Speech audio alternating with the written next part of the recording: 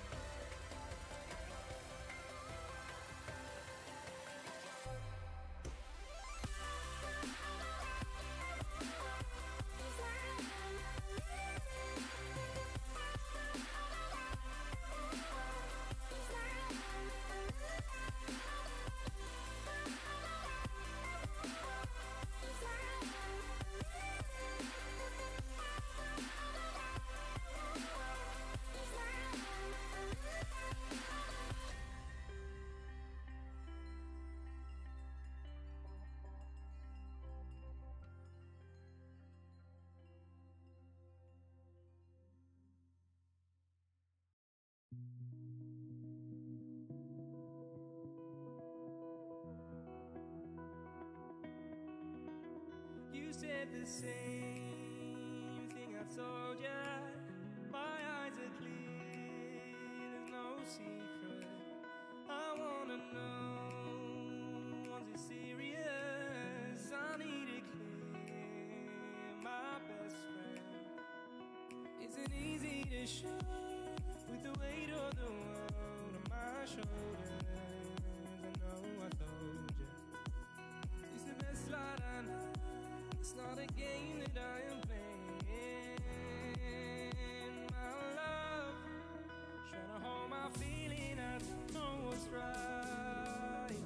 I'll find the best way, I think that I might. I know you made it in the nick of time. I'm calling on you. I think we're made of something.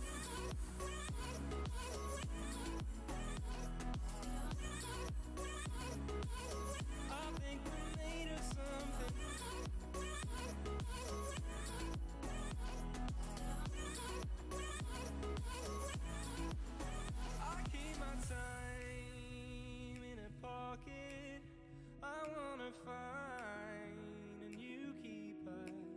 I like the way it's mysterious. I think I found my own way. Isn't easy to show with the weight of the world shoulders. I know I told you it's the best light I know. It's not a game that I am playing. My love, trying to hold my feeling. I don't know what's right. I'll find the best way. I think that I might. I know you made it in the nick of time. I'm calling on you. I think we're made of something.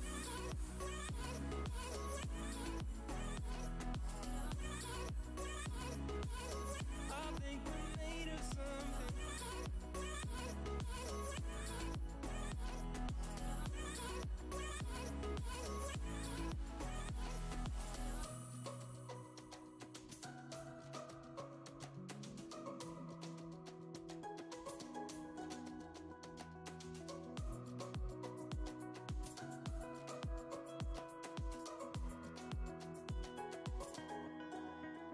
Trying to hold my feeling, I don't know what's right. I'll find the best way, I think that I might. I know you made it in the nick of time. I'm calling on you. I think we're made of something.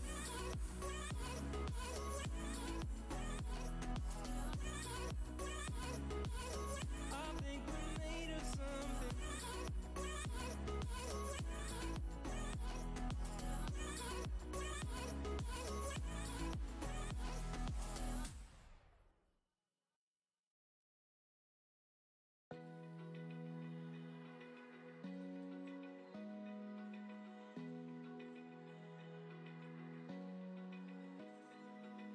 Open eye, feel the waves cut through me, hypnotized by the sounds I'm breathing in. Hold tight, chemicals collide.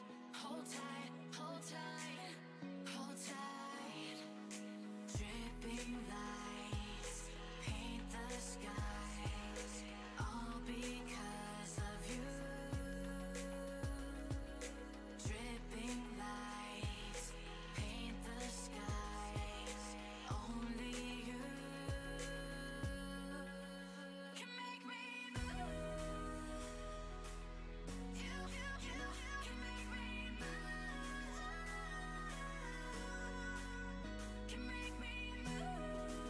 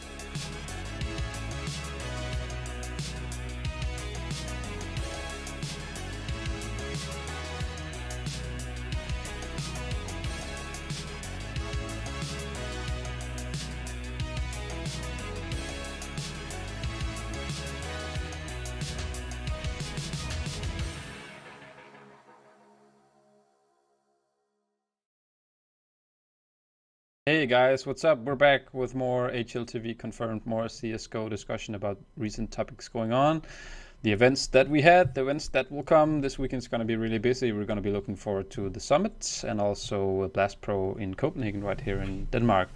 Also just talking shit, looking at the latest CSGO news, trying to make something fun out of it. But the most fun we're going to make is you, Striker. We're going to make fun of you. Yeah, let's do it. Because apparently you wanted to I was gonna say early start from November, but it's really the opposite. Oh, this is just prep. How do you prep for Movember by shaving? I feel like you're just like anti-Movember. That's exactly what you do. You just shave right before, and then you let it grow out. You can't start with like having it grown out immediately. It doesn't make sense. I mean, I saw like a bunch of this talent. I think they were like boot camping for Movember, like in Russia. They were like already letting out the mustache go. So I don't understand that, man. Like, I really liked what you messaged, like when I wrote that in chat, which was something along the lines of like it's the same. It's as bad as like starting Christmas sales early or something like that, right? Yeah, it's exactly the same thing. I feel like it's stupid as hell. Well, we can conclude that you're not going to raise a lot of money. Is that right? No, I'm not raising any money. Like this is no like awareness type shit. I'm just doing it for fun. If you don't want awareness, don't shave your beard because it looks kind of funny. Anyway, if I'm a bit salty tonight, guys, if I'm in a bit of a bad mood, it's because the kids were trick or treating around my house just before I left to go here, and the kids are getting so damn lazy, fellas. One guy was just wearing a tiny bandana, just covering his face. Didn't even wear anything related to Halloween. The guy was 16 years old. And he was trick and treating in my neighborhood. So I mean, he's already too old to be doing this anyway. So that's what I mean. So and is that a thing in your countries? No, not here either. None of you. Not for Halloween, but I mean, we do it in February, but it's like a similar thing. But I don't know. People just go and knock on doors and get money. Actually, not like food or stuff. That's great. That sounds like third world country stuff. Definitely. Yeah, I mean, I don't know how that happened. I know that, like. I mean, do they carry pistols and stuff? No, it's like free robbing. You get like, I don't know, €1, and that's like get the fuck out. I don't know, but people have become like very lazy. Like I think it kind of died with my generation. Like you should come and like sing or do like some funny stuff, and then people give you like. Just like if you're performing on the street or something, it's a similar thing. But then kids became super lazy, just like knock on your door, like, give me money. It's like, no, you're not like giving me anything back. Like, give me some entertainment value for me giving you money. And then I think it kind of stopped, like, because everyone got old. Anyway, CSGO news. Yes. Yeah, we should be talking about MSL to Rogue all night, right, Striker? I know that's it's the topic you've been waiting to discuss with me and the rest of the guys. Yeah, 100%. Oh, never mind. Actually, we have. Let's just dive right into the first topic we have, which is FaZe winning EPICENTER just this weekend. I recall someone on this panel actually saying they wouldn't make it, and that they needed to do a roster change to actually do something. I don't know who, but Prof, obviously you weren't here. Lucas, you were. All right. I'm going to defend myself right here, right? Yeah. First of all, I didn't say that. I just said they were not going to cut it long term. It's just like I couldn't see them. Like, all right, I have to be honest. They really did surprise me by winning EPICENTER, but I think just like everybody else, right? But at the same time, I felt like obviously we already knew, and we were talking about this in the last episode, that FaZe were good enough, like individually, to kind of do something every now and again, right? But my issue with them was the consistency about it, right? We all know that the players kind of have what it takes to be on like a very, very good team and a very consistent team, or like a contender type team that's always going to contend for titles. But they haven't really been that in FaZe, right? Now that they've won one tournament, we can actually have a discussion about it. But to be honest, that was already a pretty big surprise to me. So I'll take it. I was wrong. Yeah, and I mean, I think I talked a little bit about it as well, and I think I kind of said the same thing. And I mean, you say it's bad for the long-term integrity of the team, and I agree with that as well. But I thought it was going to be bad for the short-term integrity as well. Yeah. So I really didn't think. I was sure that it was going to be Navi or Liquid taking EPICENTER. So I think it was a pretty big upset. Yeah, but So walk me through what you think kind of happened then. I mean, obviously Nico going off is a big part of it, but what then actually went on for them to reach the final and clinch it? I felt like beating Liquid was more than half of it. Like when I saw them beat Liquid, that was so impressive to me that I thought, like, why wouldn't they win it? Why wouldn't they beat Navi, who are obviously not looking like this massive team that they've been maybe like towards like the first half of the year. So I personally thought, like, after Liquid, I actually was pretty convinced that FaZe could do it just because of Navi and there's somewhat of a reputation in finals and kind of like weird decision making and stuff like that. And we kind of actually saw that in the final. But going back to the Liquid one, that was just so convincing to me that there was just like so much momentum on FaZe's side that I actually felt like this kind of looks like the tournaments that we saw them at like towards the end of 2017 when they were winning Elite Premier and New York, when they won those two tournaments with like nobody even taking them to double digits and stuff like that. That's just how convincing it looked to me against Liquid. So at that point, I was already convinced that they could actually do it. So that was like over half of the job for me. And Prof, obviously you were there in Moscow and did also the interviews with the guys and Nico afterwards. Obviously I think he was rating was what 1.448, I think, almost 150. Classic like Nico Sports style of like in-game leading and card carrying for the team. Even though like other players also had like good rounds, good maps. I think Kerrigan even top fragged the Liquid or the NIP game, one of those two series. So a lot of it obviously came into even it. the first map against Navi, Kerrigan was top fragging. Yeah, so he also had like a decent fragging performance. That's something like no one expected from us. No one expected that to happen, I feel like. So that's kind of a surprise, and it kind of came in with this like Krieg AUG usage that he's been picking up those weapons. So I don't know how much it really comes down to like him having those weapons, or maybe it's just like a bit of a placebo in a way. Maybe it's like some of the roles being a bit different, but he's been like a decent player overall, and we had some like Guardian great performances. Everyone did kind of a bit. Rain played better than he was playing for like a good while. He's been a guy that I've been pretty kind of maybe vocal about his performances recently.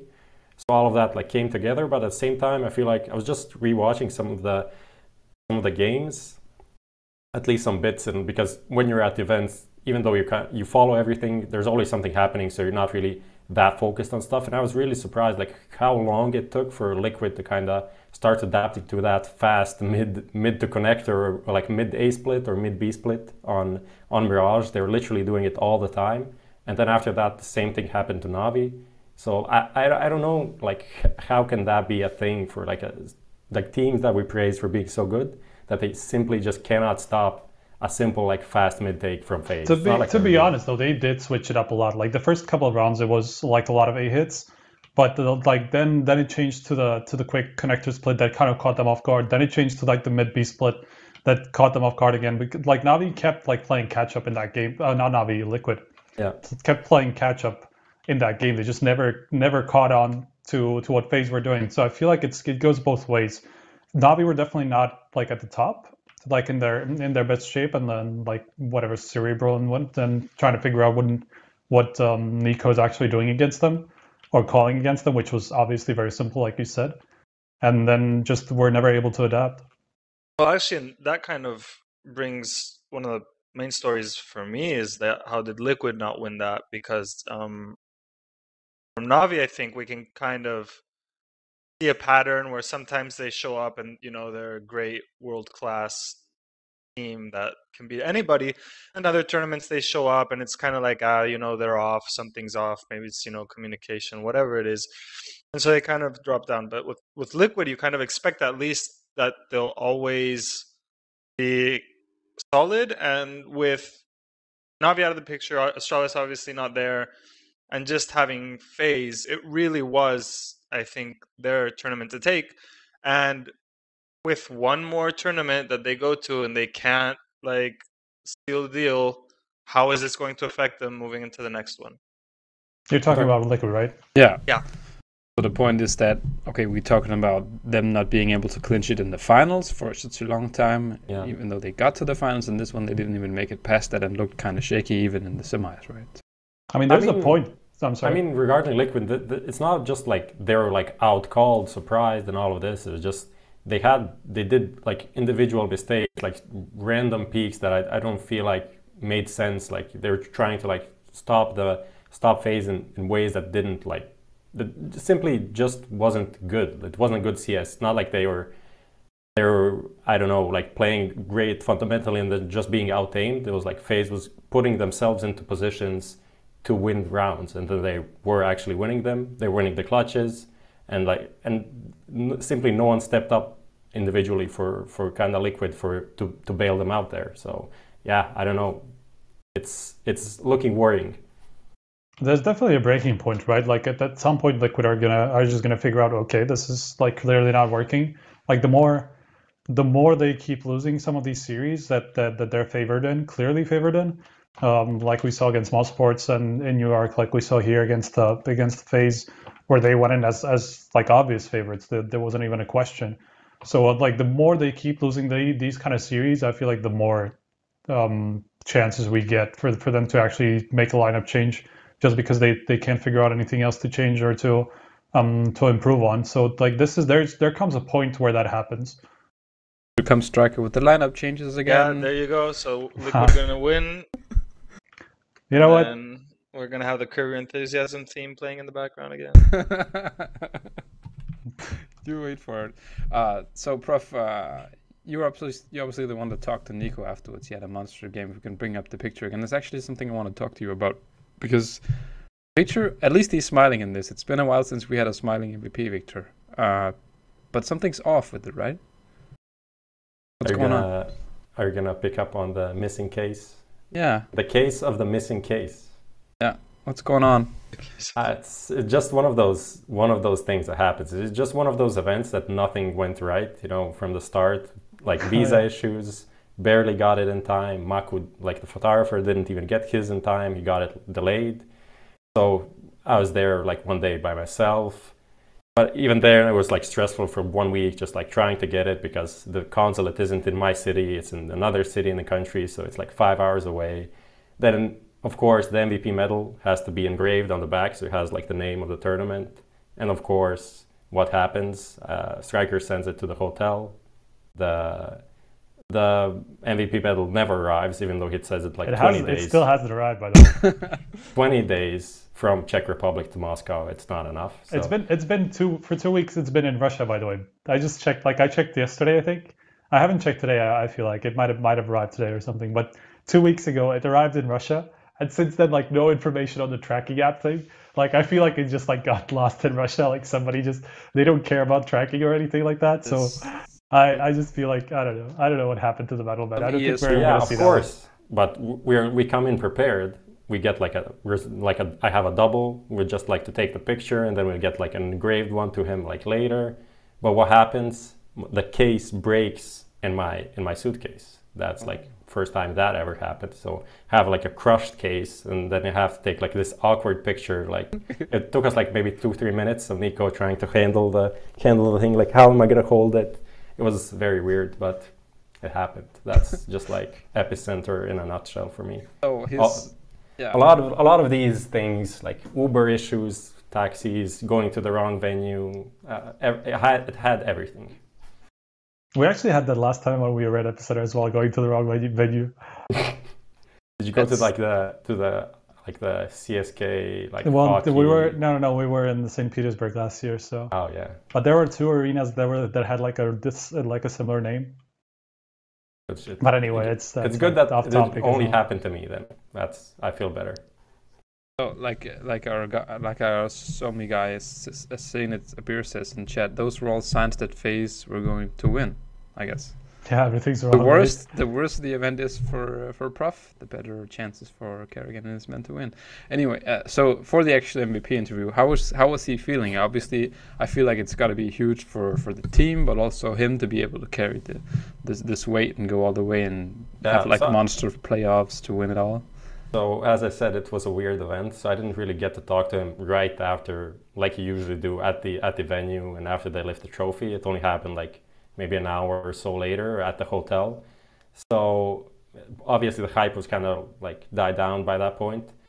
You could see that he was like happy with what happened, but I think he's also aware that it was just like one thing that really doesn't say that much in the long term. They really need to still see if this can work, which he also said in the interview. Like they've been playing, especially on Mirage, like the way they've been playing is working like very well, but they need to see if people can counter it and if they can, or if they can like continue with this as the way they play. Like, so yeah. It wasn't like the most jubilant like MVP interview, but he was obviously happy. Yeah. I just figured it's got to be a huge relief for them, right? I know there's still some fixing to be done, but like you had Kerrigan staying away from social media for a month. He was feeling really bad, and they come back to do this thing, right? Question is though, and we're gonna be getting into it later as well. Do you guys think it's gonna carry on then? Do you think it's gonna stick, or is it like some people have said, like kind of a fluke? The issue is just generally with FaZe, even back when they were like among the best teams in the world, like the top 2, top 3 consistently. The problem with FaZe has always been that they've been a little bit like momentum based and having problems with adapting and things like that a lot of the time. So I feel like this is just the prime example of that. This might just turn out into something else that you just make a meme out of, but I just don't see this. I just don't see them being consistent with this kind of a setup. Like you don't expect Kerrigan to be able to do what he did in the final and be able to top frag for FaZe and kind of like go toe to toe with somebody like Nico. You don't expect that to happen on a consistent basis. I wonder. I'm not sure what it is. I think Prof was pretty right in saying like that there's a lot of factors in that why Kerrigan played well. Obviously, he had these different guns that can like play a factor in both your like confidence and just like having a change. He also obviously doesn't have the weight of in-game league on his shoulders, but still, I just don't think Kerrigan will be able to keep this up on a consistent basis. So whatever he does, I guess FaZe will, and whenever like the other players actually deliver as well, because Guardian actually played very well, Rain played really well. So like you kind of always have to preface these FaZe winning conditions with like all of them being at a high level, right? All of the players being at a high level, and that's never a good sign for consistency. So I don't think they will actually carry this on. Yeah, go ahead, Lucas. Yeah, I completely agree with that, and I also think, I mean, it's in part because of this structure which relies on them always being on point.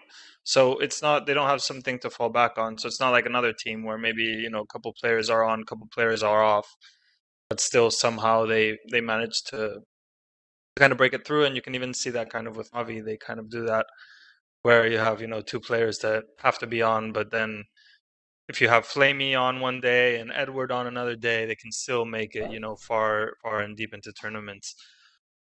So yeah, and I agree with Striker that whatever happened, you know, with Kerrigan playing, you know, particularly good tournament, I think it's sure as you said, there's the other weapons factor and so on, but I think it's definitely a one-off, and he's definitely not a player known for that. And I don't think just because he's kind of unburdened with the leading, I don't think it's going to change him that much as a player. So I very much agree in that it's not something that's going to work through time and in the long run. Why not? I mean, if you can do it for an event such as EPICENTER, I guess why not continue in that role? What's actually the reason why he would do it? Well, I mean, look at all the proof that we've had over the past few years, right? Like, sure, he has been in game leading in that time, but he's never been a very skilled player, like mechanically skilled or anything. So why would you expect him to be that all of a sudden, right? Like, sure, he's probably going to be able to hold his own. He has been as the IGL most of the time. Like, of course, a lot of these IGLs and even like other players have had problems with like showing up at 24/7 and 100% of the time. It's just very hard thing to do. But based on what we've seen from Kerrigan, why would you think that he would be able to do it? So let's actually go to let's come back to FaZe, because they're obviously going to be playing. They just landed in Copenhagen this morning. Then they have 4 official matches tonight, which Nico also actually was complaining about a lot. That was a fun one, really. I mean, so you have this guy who travels the world to play, and yes, he gets paid a lot of money. And then people were kind of on his ass for complaining that the schedule doesn't make sense for him, like we talked about with the online CS in the last episode, right? What do you guys make of that? People kind of hounding on pro players who dare to say that maybe something isn't right with the schedule that they have. I mean, that's something that they partially signed up for, right? So like, I can understand that complaining, like for people seeing these players complain is just going to be a little bit annoying, just because that's kind of their fault, right? They potentially could skip one of these leagues, and even if it wasn't there. The thing that kind of pisses me off is like, you're actually like shitting on the product you are putting out there. Like, yeah, the ESL Pro League is a product that people want to watch or don't want to watch, doesn't matter, but potentially you'd hope that people want to watch it. And then you go on Twitter and says like, this is bad, this is like, well, if it's bad, then either don't play it or just like shut up and do your job. And I understand that they have like pressure from people when they have a bad game. People be on their ass like, why are you playing so bad? So they want to like relieve it. But at the same time, if you are a pro player, you should be able to just like handle that and put on the game face, do your match, and like go do whatever you want, and that's it. Obviously, the schedule isn't great, and no one, like everyone knows it, so that makes it even less meaningful to actually go out and like shit on it. No, like, I don't know if he's in a position to actually kind of put pressure on. I mean, because like you said, it might not be his decision to play 4 officials the night before they have a big event again. I mean, what's really the problem with someone just voicing his opinion about it? I mean, they are the biggest beneficiaries of this schedule. Like, they get to play all of these tournaments with massive prize pools every week, and then in the meanwhile have online leagues, which also have massive prize pools. So, like, who are you complaining to? You are getting the best out of all of this. So, I don't know. I don't think so. I mean, when they're playing, like, 30 maps a week or something for an online league, I think there's something definitely wrong with that. I mean, before, when they were playing like the longer league, which started right after the player break and went all the way until almost Christmas, and they had kind of like few maps here, few maps there, whatever, and then when they travel and they come back, they still have time to practice and they still have time to play and so on. I think it's fine, but we've gotten to a point where really they're playing like, a grueling amount of maps in a very short period of time, while they also have to be doing other things. So I think it's normal to complain about that, and I think it's normal to say, hey, CS was already, oversaturated before, and this is kind of crunching more matches into less time. So I can completely understand why they would complain. However, maybe it should be like a CSSPA thing or something, You know what? How about if they really dislike the system? How about they actually kind of put together an opinion that the major should not be after the break, because that's the sole reason why the leagues are just this cramped, because the major was after the break and that was a month that the online leagues couldn't take place. And like, apparently, from what we've heard, it was actually the players' decision, or a part of the players' decision, to have the major after the break, because of, I don't know, Valve asked the player association or whatever it was. So it is actually in the hands of the players to somewhat decide, or have a part in deciding when the major takes place. So why not just make it back to the way it was? Really, that's curious, because every time we go and ask the players, like 1 out of 5 or 6 says like, "Oh, that's no, the thing, right?" But like, then I don't want to say names because I don't remember who said it. It was on Twitter, so it was public. So I'm not worried about like throwing anybody under the bus. I just don't remember who said this to me. But I think Scoots was in that discussion as well, who's obviously now kind of a person, like a profile in these kind of matters. And but yeah, again, I don't want to say that he was the one to say, but somebody who you can obviously trust said that it was very much up to the players to kind of, who voiced their concern that the major before the break was a problem or whatever. And I don't know how that could ever be the case, but apparently it is. All right. I mean, I just want to add, like, with what Lucas said, obviously is true and makes sense.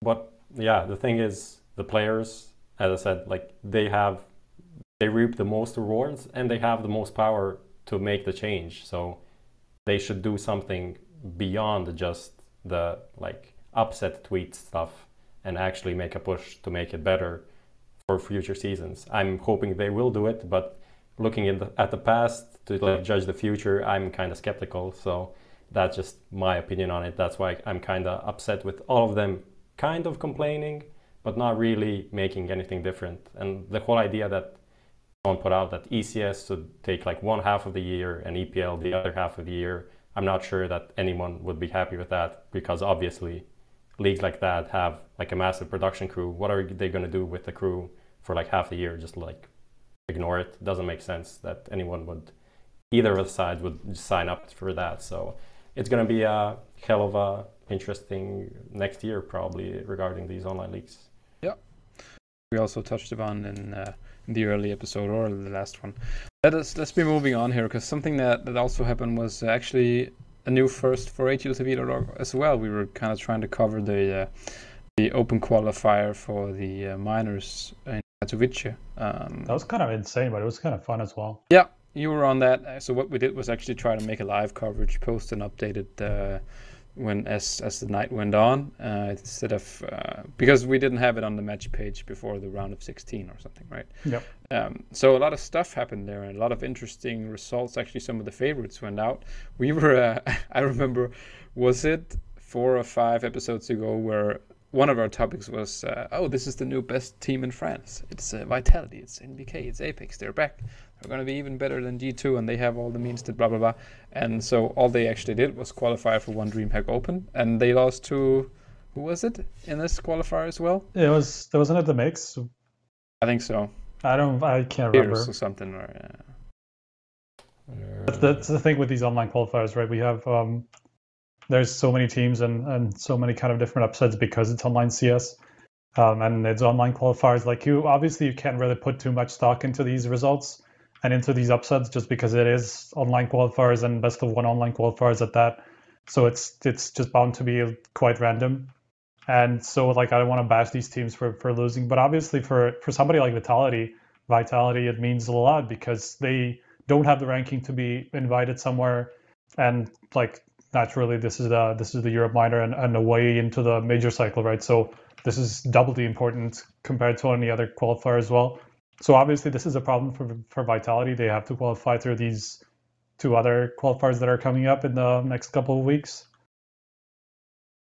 and also, another thing about the Vitality thing while we're on it is that I think a lot of people immediately kind of have a lot of expectations put into a team before they really have a chance to actually play and kind of feel out how good they really are when they play serious matches and so on. Because I mean, for me, like the most clear example, obviously because I'm Spanish, is like when Movistar Riders started, everybody kind of had way more expectations, I think, than what they have ended up doing until now. But at the same time, they've been slowly progressing and getting farther and farther along. So I think with Vitality, it may be kind of a similar thing where it's like, it's a team that just got together. Maybe they kind of need to feel themselves out, and they need to get some of those disappointments, and they got to kind of just spend some time together, get that chemistry, get that synergy going, and maybe from there on out, they'll be able to become the team that everybody kind of expected they'd be just right out of the gate. But I think nowadays, with the level that Counter-Strike is getting at, particularly in your, tier 2s, tier 3s, where everybody's kind of fighting in these very cutthroat tournaments, it's easy for a team like this, I think, to lose a match here or there. And then it looks like a huge catastrophe, because it's like, oh, these guys are supposed to be this huge, like, favorite team or whatever, but they're really not. They're really at that level, and they're fighting against kind of, I'm not going to say equals, maybe if it was like a LAN final, they would win just from experience 10 out of 10 times. But when it's like on these online qualifiers, and when it's against teams that are maybe a little bit, have had more time together and have gone through this kind of qualifying process more times, whereas Vitality, maybe they're kind of like treading waters that a few of the players on that team haven't treaded in a very long time, and they don't know, or maybe don't realize kind of the state of the scene at that level right now. I don't think teams like that are really that favored going into these situations, and I think they kind of have to grind it out for a little while before they can actually, get to be as good as everybody expected them to be. Yeah, I mean, and they also the team that beat them were actually Tempo Storm, the mix, which is Rubino, Innocent. Well, it's not even a mix this time, I think. Yeah, HS, Croman, so it's not like the teams weren't that bad, I guess. Yeah, and they lost to Sprout in the first one. It's also a decent team. I mean, does anyone think, like the way you set it up at the beginning, feel like, oh, they're a failure? But does anyone think that this team has shown to be worse than G2? Oh, you mean because G2 they were already in the mix with some of the events they were invited to, or? No, I mean, like, do you think like this team is worse than G2?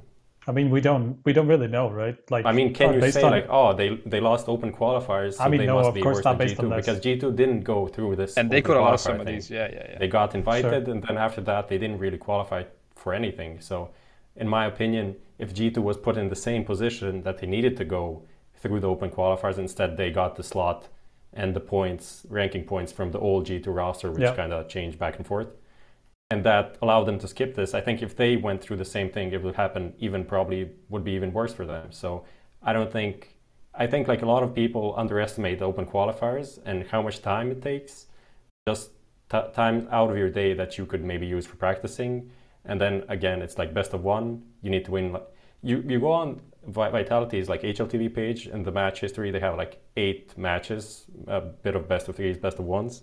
But they have a lot more matches played than that, because a lot of it isn't covered on HLTV, like the first 4 rounds of the open qualifiers. So that they have like fill days, and they go through a bunch of wins, and then in the end you only see the loss. That's like the last step of the open qualifier or something like that. So I don't think it's like that bad. Obviously, the stature, they've been together for 2 weeks, man. What? They've also been together for 2 weeks, man. Like it's hard to judge somebody based on 2 online qualifiers, right? One of which they won, by the way. So obviously it is kind of underwhelming, but I don't think it's. I literally still think that they are a better team. Like I wasn't shown anything that made me think that they're not a better team than G2, which I thought just based on the names, and now the results don't change anything for me. That's just like kind of my opinion on this. So any other results from the open qualifiers that you guys think were interesting? The Polish mix of Bialy's team, I think, is kind of interesting. That is very interesting to me, just because like we don't really know if that's actually a team or if it is a mix, as they kind of want us to believe based on the name. So we don't really know if this is actually a team that Bialy is kind of like trying to make it through like some qualifiers and see what happens, or if they actually practice. You know who this kind of reminds me of was the Sparrow team that he had for a while. It was also like a Polish that became like Tomorrow GG or team. Something. Yeah, I think they were called like Advocatic or something like that at the beginning, and it was like Sparrow. I can't remember who was on the team. I just remember it was like Sparrow's team or whatever. Yeah, I know what you're talking about. Yeah, and some guys got picked up by Kingwin and other Polish teams later, so that kind of fell apart. Yeah, but I think this kind of reminds me of them in a way where it's like one more known Polish guy with like 4 not so known Polish guys get together, play pretty decent, get some upsets, do some damage, and then they'll probably fade away soon.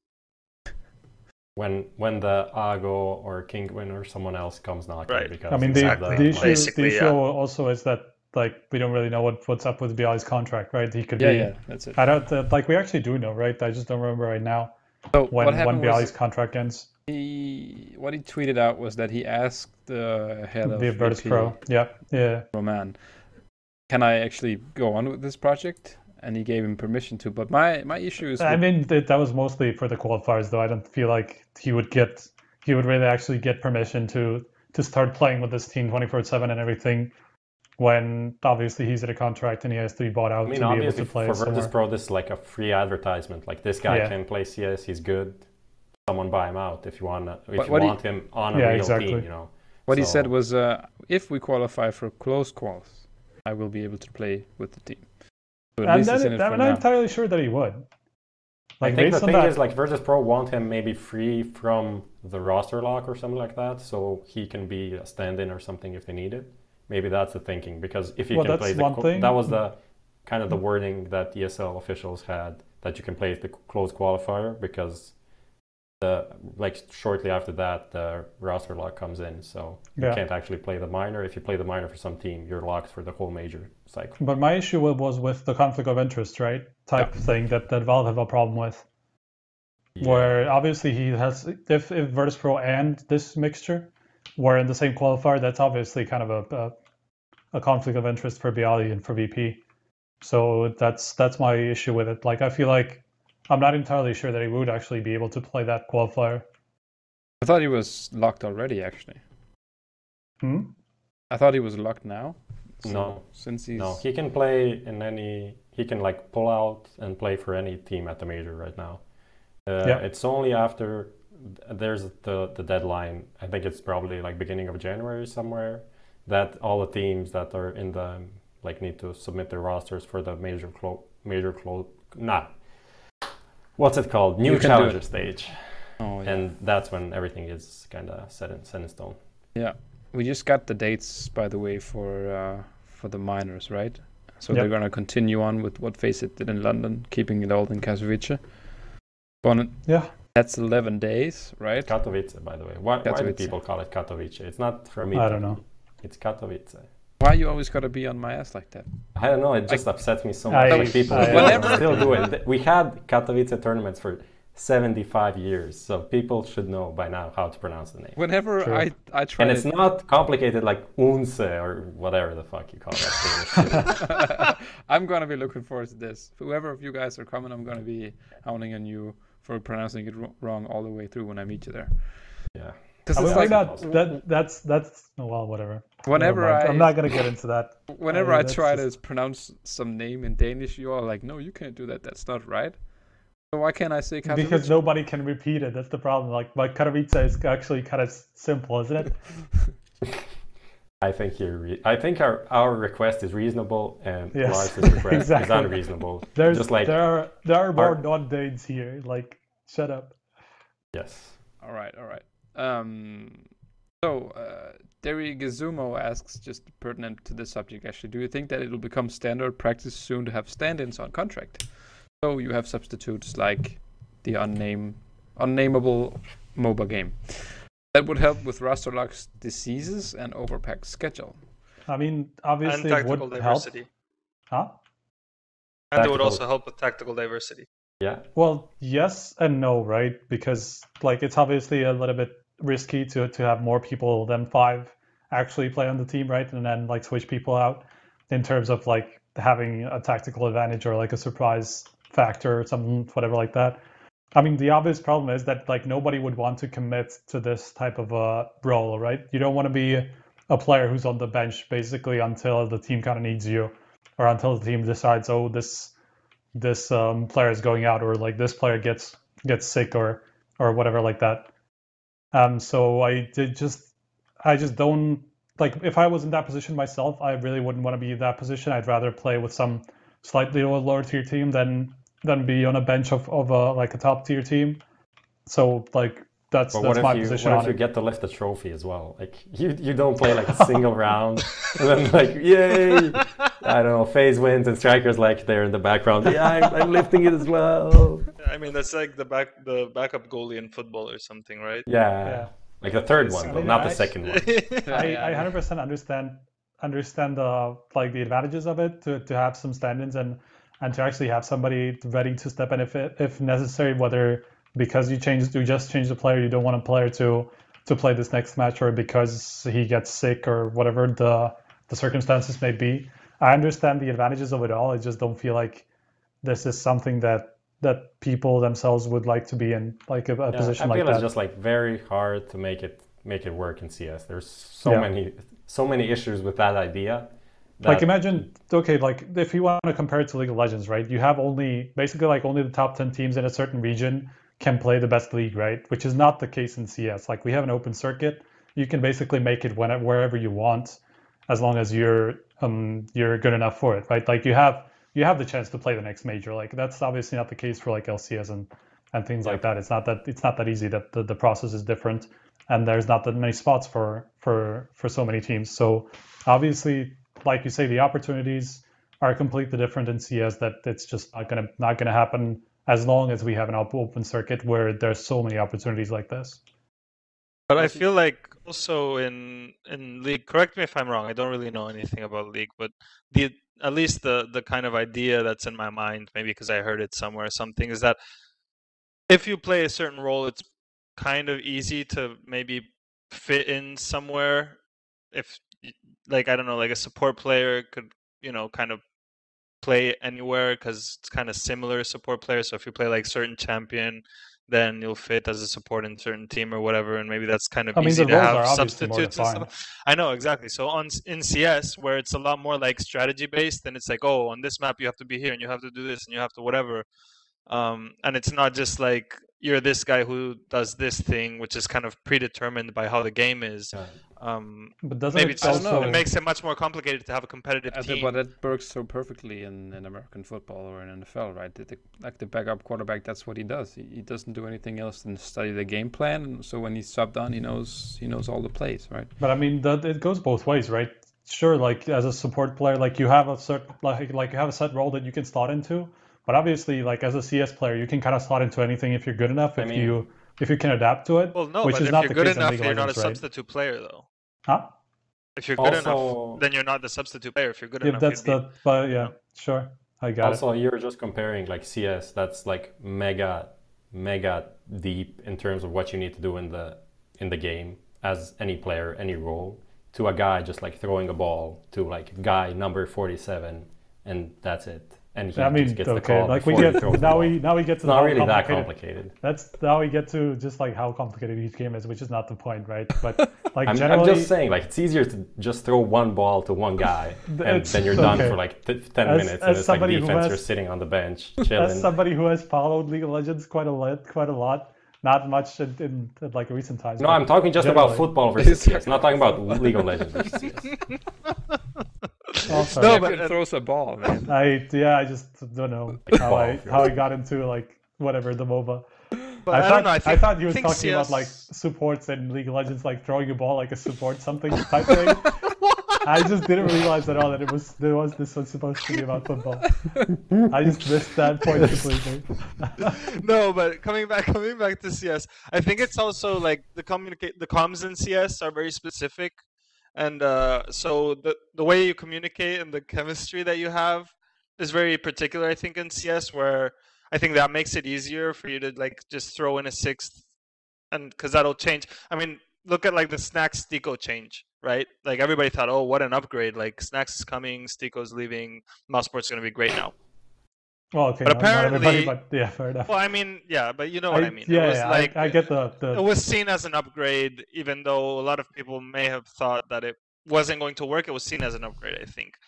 sure.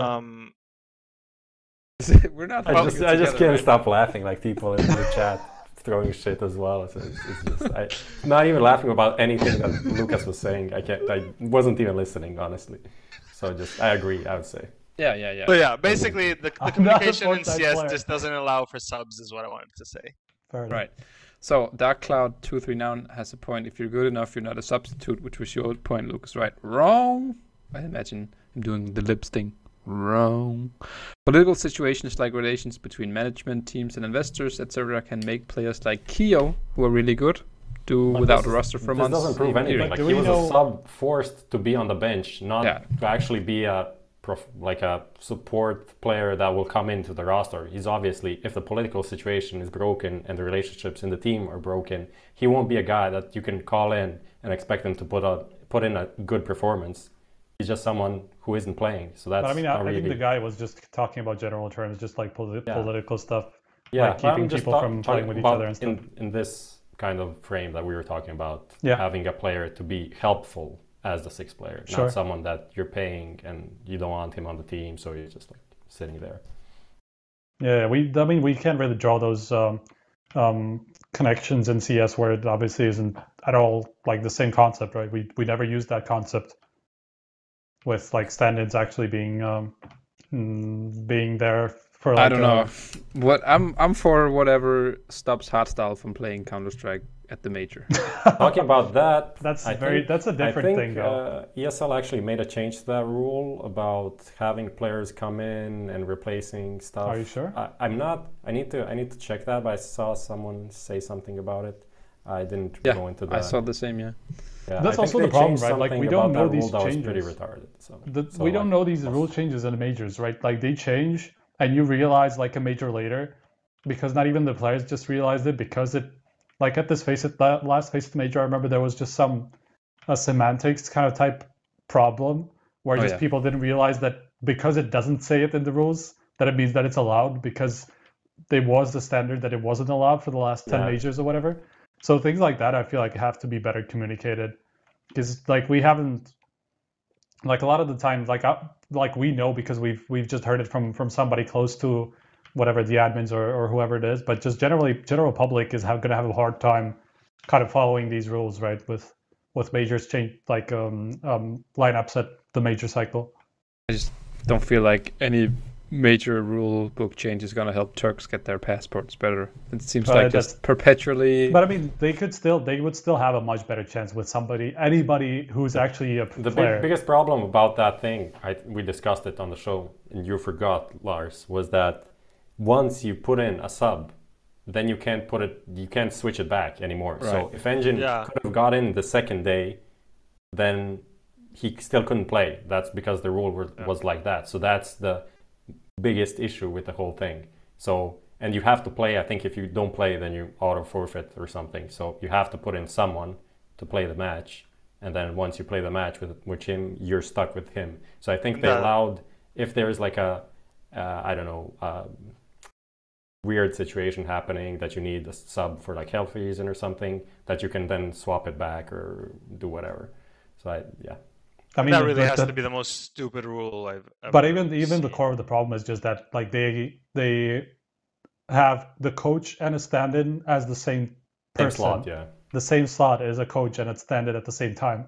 That obviously doesn't make any sort of sense. Like that doesn't. I don't know why. I mean, they just Valve want to have kept stop this the way. tactical diversity from happening. That's the thing. Why is that a meme, by the way? Like this is no, never mind. Striker's face was priceless. I know that it's a meme. I just don't know why. It was actually a Space Soldiers meme because they signed like 6 players and a coach. Oh yeah, that's right.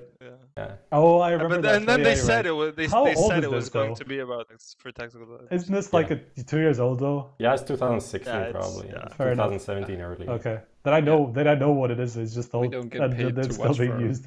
We don't get paid to keep up with memes, right? Don't hate on Not my so many boy. social media guy. Don't hate on my boy Hardstyle. Okay, that's cool. Sorry for that.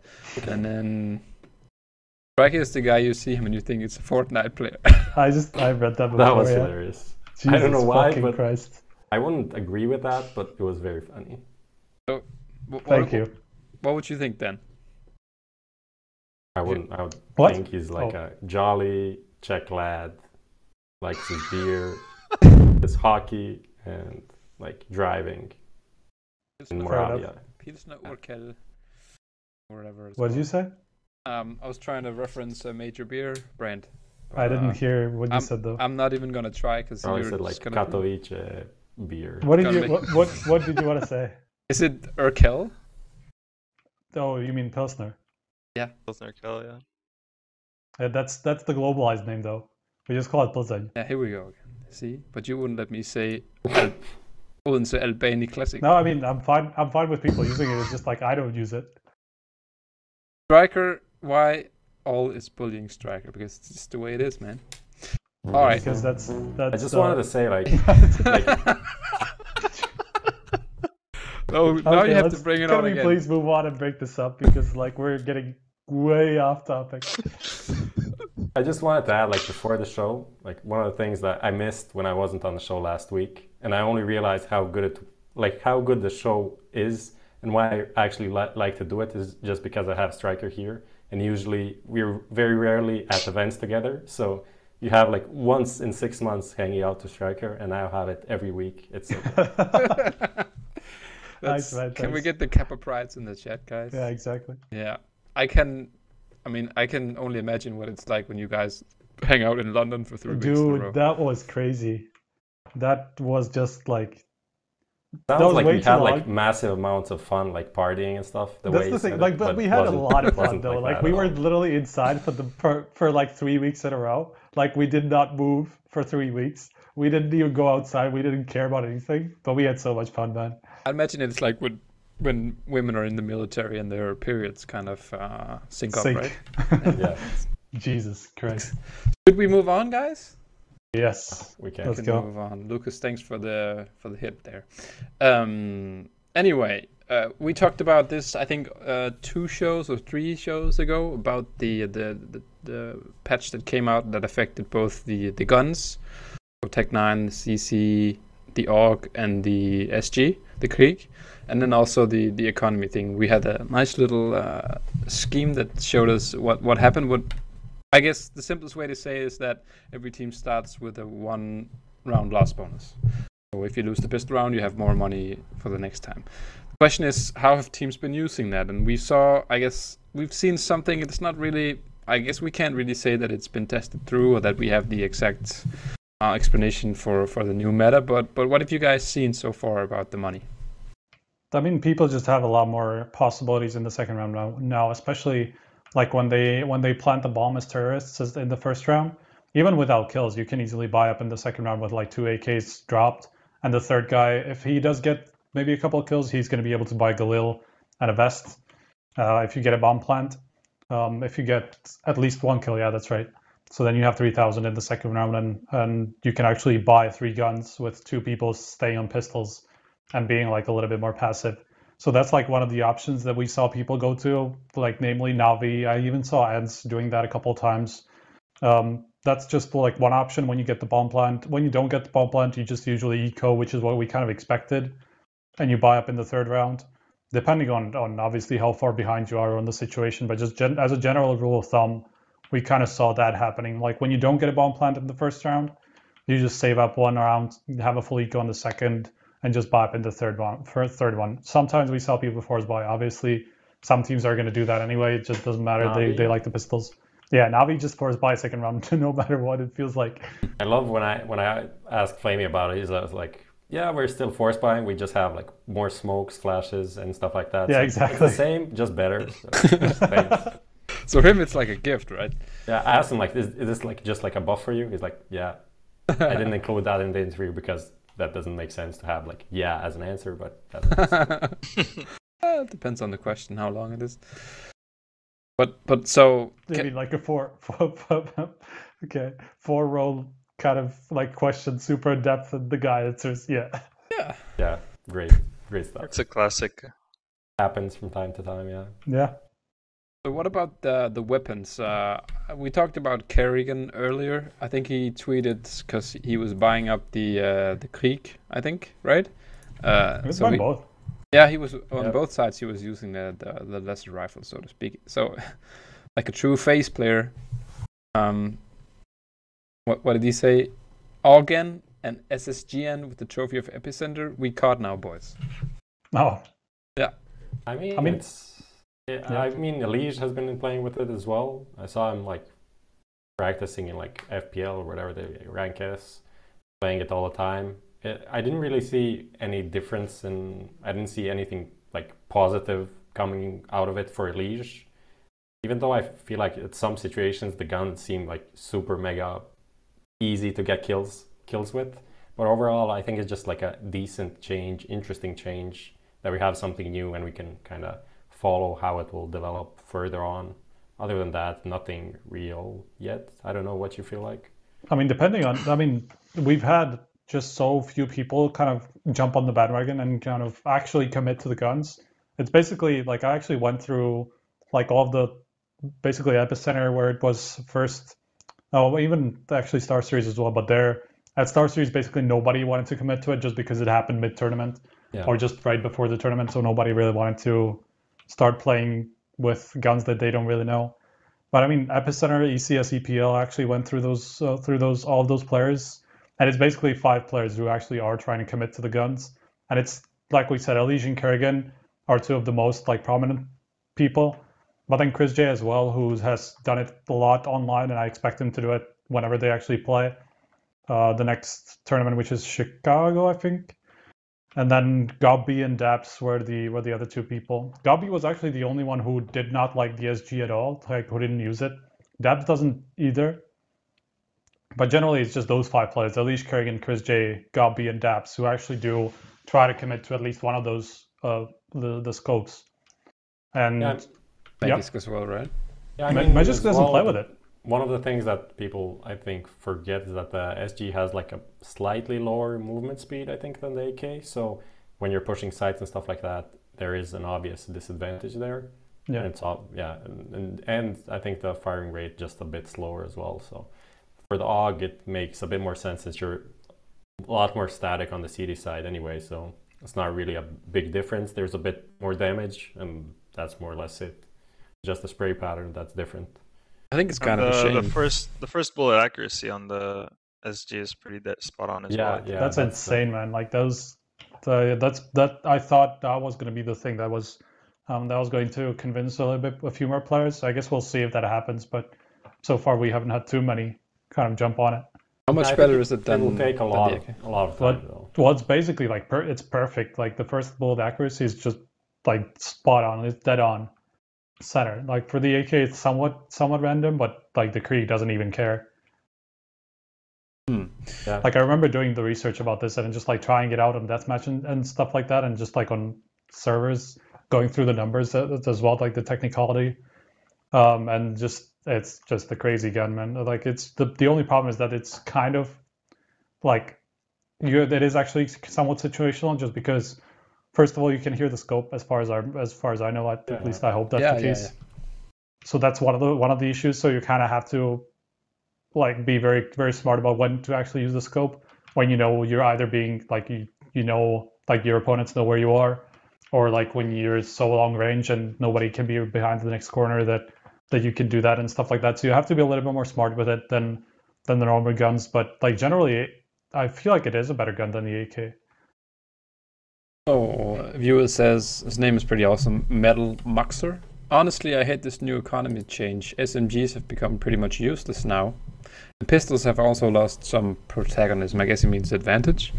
And the fact that a 6.9 isn't a good result in the first half anymore, it's terrible. I'm not sure that changed it a lot, like what the score is actually. Yeah. So it like if you're 6.9 up and you lose the pistol, it's it's the same thing. But how about the SMG point though? Yeah, I feel like the thing is that I said when I saw the update was that it was going to be kind of hard for CDs to after they win the pistol in the second round to actually hold off like the third round T-buy, just because you're stuck with like 3 FAMASs, 1 M4 and a SMG, most likely going against 5 AKs with full buys. And before, if they didn't get the plant, they'd have like a full buy but with no utility almost as T. But now you have like everything you want, so it's kind of that you lost the bonus round, but in a way that round is kind of a it's not a bonus round, but it's not really a perfect buy either for the CT. Yeah. I mean, I don't think this was something that we discussed before we actually saw what the changes could do, what the teams were doing about this. And one thing I was a little bit not worried about, but just curious about was that whether CTs especially would actually stop buying as many SMGs just because the buys will actually come in earlier. Normally you would expect 2 ecos, or at least 2 rounds against pistols, maybe not necessarily full ecos, but 2 rounds against pistols at least, unless there's a bomb plant. And now it's just 1. So that was just like one of the curious things about it. I don't think we've really seen that much happen to. I feel like people are still kind of buying in the same way. Also because of their own economy is kind of limited in the second round. They only get 3.15 basically in round win plus whatever they get from kills. So that it's probably not going to change that much, honestly. And I don't think they're useless either. Like it's just basically 1 round earlier where the SMGs will have to kind of contest against AKs or whatever. One thing I'm seeing, just going back to the SG, is the spray pattern, somebody in the chat just said it has a ridiculous spray pattern, but I don't think it really does. I think it's just you have to learn it. Basically, instead of going down, you just go diagonally. And Yeah. once people get the way, you have to move your hand, it's going to be like any other weapon. I don't think it has like a ridiculous disadvantage because of the spray pattern or something like that. It's just about using it more and therefore learning the motion you have to make with your hand and getting that muscle memory down, and then it should be fine. But then I guess you're back to the time available for these teams to actually prac and use it in officials or whatever. Like, that's my problem with it. Would you even want to risk moving away from just the rifles that you know so well when you have to play it constantly and don't really have time to experiment? Well, that's the thing. Somebody will get the advantage, right? I mean, we already saw like players like Magisk and Simple and so on playing with them before they even got the money change, right? So somebody's going to go out there and say, you know what, I'm going to use these weapons, I'm going to learn these weapons, I'm going to practice with them, I'm going to play, what you were saying, Liege was playing FPL with the SG or whatever. Somebody's going to do it, and somebody's going to get that slight advantage, and I guess people will start following suit if they see that it's worth, if there's that one kind of trailblazer that makes it a weapon that other people look at and say, oh, I need to learn how to use it as well. I mean, dude, like Elige and Kerrigan are massive proponents right now. Obviously, they both made it work. Elige and Kerrigan both played well at Epicenter, where they actually did favor the scopes a lot.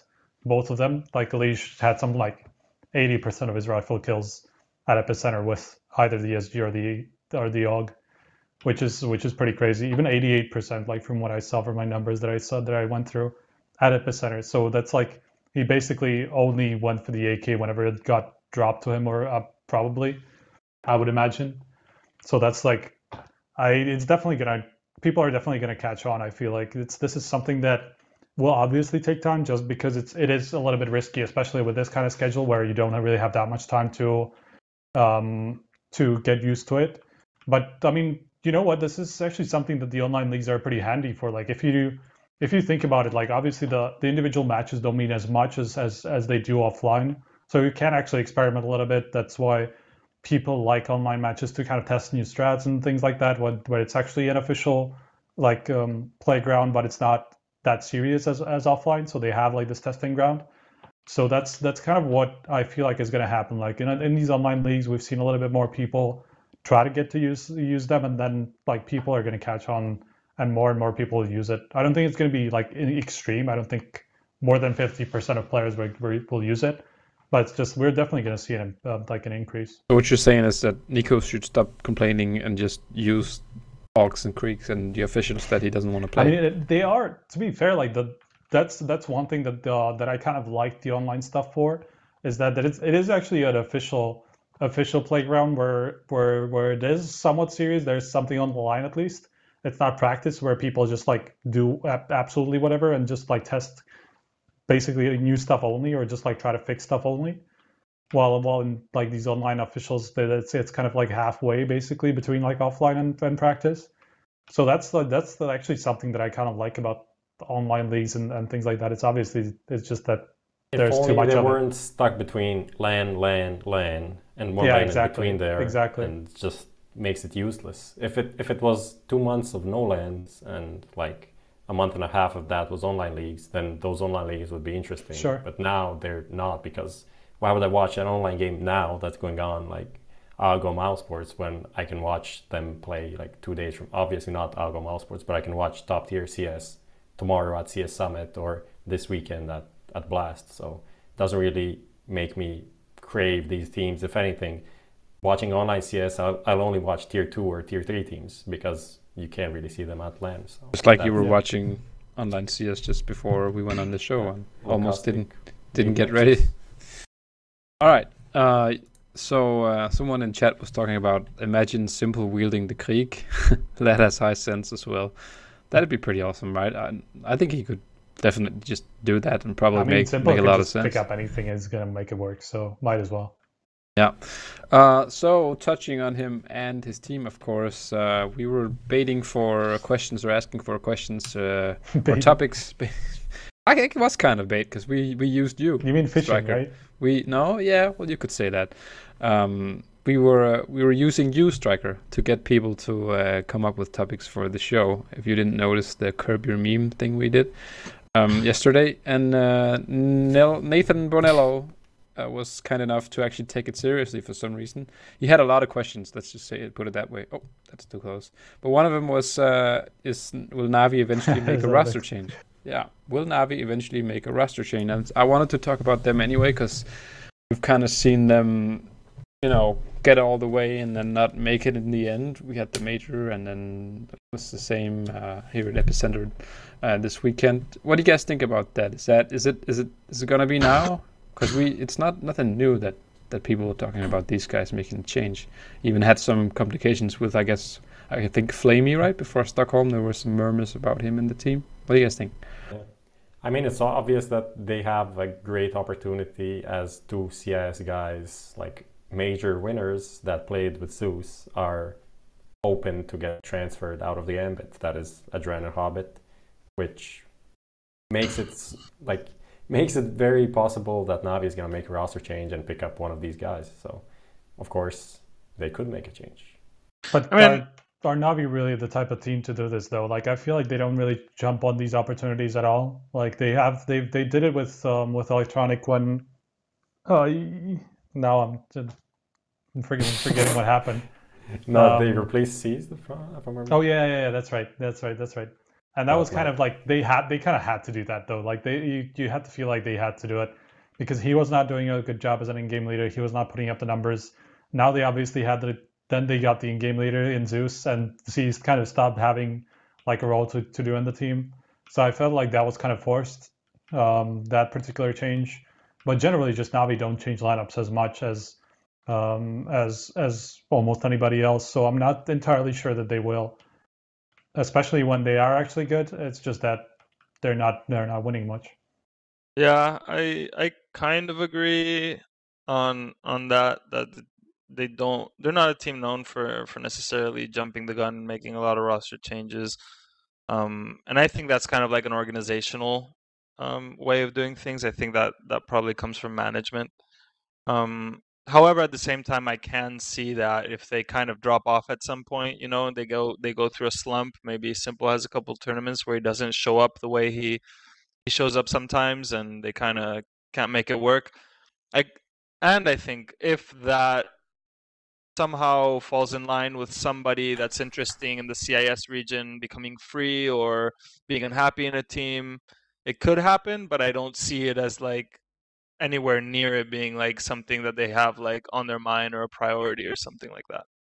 Oh, but you already have those guys, right? Since the Gambit fellas are obviously not going to stick around forever, and some of them are already open. Do you not think those guys could be maybe a potential uplifting factor? One of the things we have to look at, like you talk about Simple maybe falling off. Obviously, this has been like the Simple year. He's been playing insane, almost secured that like #1 player of the year award already. And Navi have won Pro Series Season 5, which missed a few big teams, like most of the big teams. Yeah. CSGO ESL Championships that also missed like most of the big teams. And then ESL1 Cologne. ESL1 Cologne, legit win, big win. So that's all that they won the whole year, with having the best player, like best individual player ever in CSGO. You have to think about like how big of a disappointment that is in a way. Like, coming from Simple, for gonna sure, be happy I feel with like this? I mean, I don't think Simple is a guy that will now push for player changes, but at the same time, it's kind of underwhelming what they managed to do so far. You sound so disappointed, man. I am. I mean, yeah, that's the issue, right? Like, but we've never really had this thing where the best, by far, the obvious best player in the world is not on the team that wins a lot, right? Like, we have Astralis winning, and then on the side we have Simple basically doing his thing, right? Just grabbing MVPs left and right. Now that has kind of stopped just because he hasn't really had that many opportunities. He hasn't gone to that many finals. I think he just narrowly missed out on another one here in at the last tournament, so at Epicenter. So I don't know. Partially I agree that he's probably not going to be entirely happy about it, but At the same time, like the only player that you can actually see going out of the team is Edward. And while I do agree that there are better options than him, I'm not entirely sure Navi will risk getting somebody like a Dren, who's obviously a very different player, or like Hobbit, who's also quite a different player. So it has to be a good fit for Navi to kind of jump on this, I feel like, and I'm not entirely sure that they will find that. Yeah, I mean, if it makes sense to them, and they probably know the best about inner workings of teams, players, how they function between each other, because obviously, as I said before, Zeus played with Adren and Hobbit. He should know that this guy makes sense, and that's the guy they need to bring in to make have better results. So I don't know. As you said, there's a lot of history between like Zeus and Edward and Navi. So that makes it pretty hard for them to make that cut, if that's the cut that needs to be made. And like looking at it from the outside, it makes sense to make that change. Okay, so assuming no changes then, getting out of the slump that we saw, maybe even winning something in the next few months and weeks here, what then would it take for them to, I mean, what needs getting fixed? I don't think there's like anything that needs to be changed, or that they're in like a massive slump. They just lose some games. That's what happens. I mean, the only tournament where they really fucked up was in New York. Yeah. Where they went out in groups after, I don't even remember who they lost to, but I know it was pretty regrettable. Oh, it was actually Gambit. I remembered. So it's just something that, like, they're still very good. They're still being able to reach these finals or making deep runs almost everywhere they go. Just basically ESL in New York and like Stockholm, where I think they went out in quarters, sticks out in my mind, that where they didn't make a top 4 finish. So it's hard to say that they've actually have that much to fix. It's just their general approach, or like general winning condition, is the fact that Simple and Electronic will kind of carry the game, which tends to be the case. So like I feel like there really isn't that much aside from maybe upgrading a player or something along those lines. So, but then again, we just don't see that happening because of these things that Prof mentioned before. So Striker not advocating for a lineup change for once. I'm not saying I'm not advocating for it. I just saying it won't happen. I do, yeah, exactly. I just don't think it will happen. I do feel like Edward could be a lot better, could improve. But he's like, most of the time he's doing his job though. It's not like he's a massive anchor to the team or anything like that. It's just like every now and again he just has these games where he does not do anything. So that can be a problem. And obviously when you have Zeus kind of on that same kind of level, it could be a problem unless Flamey steps up and becomes that third wheel, basically, or like the third driving force behind the team. That's where the problem lies, right? When you have two players that are now performing. So that's like the only place where you can kind of think about the lineup changes. But like I said, like you have to have a good fit, which is not, I think, at this point available. Maybe Hobbit could kind of fit into whatever Edwards is doing right now, but he's not that type of player either. So it's definitely not a Dren, who's basically an entry fragger. And that role is kind of taken up by Simple, who's just crazy around the map. Yeah, but maybe they have you think a Dren coming together? in would kind of swap the roles around and have it work. I mean, it's Simple as the entry fragger. He's not the guy running in first with AK. He's just like entry fragging with the op, because wherever he goes, finds a duel and kills someone.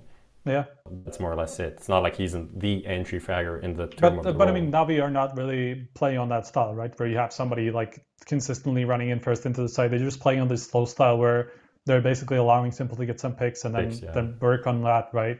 Or work based on that. So it's just like, it would have to be, like you say, it would have to be a stylistic change to the entire team if they wanted to get somebody like a Dren, especially if they wanted to get like an entry fragger who does do, I know it's not really comparable to Simple, just because Simple obviously has the op most of the time, but Adren was that type of a player who would just go out, whatever train, he would just go out all off and try to make something work, or just like get a quick flash over the top of the whatever trains and get a pick outside on train. And I'm using train because that's kind of the map that sticks out for me and Adren.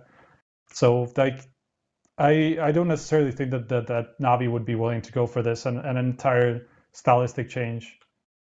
Yeah, you'd be pretty mad to do that when you're getting top 2, and you're all actually... Exactly. Like they are not bad. They are still a very, very good team. It's just like they're missing something, some like final piece to actually start getting wins. And you also have to remember, like, a couple of times they ran into Navi on the way, and Navi at this point are kind of hard to beat.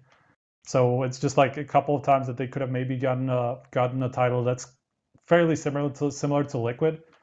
It's just like Navi or Navi. Astralis are kind of forcing us to think about like what these teams can do better. But there's just like so much that they have to improve on to catch up with Astralis that like there's no one thing. There's just like the whole general approach and the way that the Astralis are just like are approaching these games is just like there's so much to improve on for everybody else that like you can't really point to anything. All right, so that was a question from someone kind enough to give us a suggestion for topics for the show. Please go ahead, and you can always do that for the next episode. Also for this one, if you have any questions, please type them in the chat. The panel will talk about anything, including Halloween, including strikers, Fortnite abilities. We'll talk about it all if you just paste it in. By the way, I hate these games. Oh. Like, as in even playing it casually. Like, obviously, I don't agree with them as an esport, but I just don't like the games even casually. Literally getting all the trash out on Battle Royale games. And that's why I love Striker. All right, just get them out, please. All right, so maybe don't ask Striker about any other games than Counter-Strike. That is, after all, his expertise. Anyway, let's move on. Solitaire. Sorry. Solitaire. Yep, let's move on. So we have quite a few. We have 2 events actually coming up. Both of them actually kind of sticking out in terms of how the events are run, or at least the feeling of them. We have CS Summit coming up, and then Blast Pro Copenhagen also starting on Friday.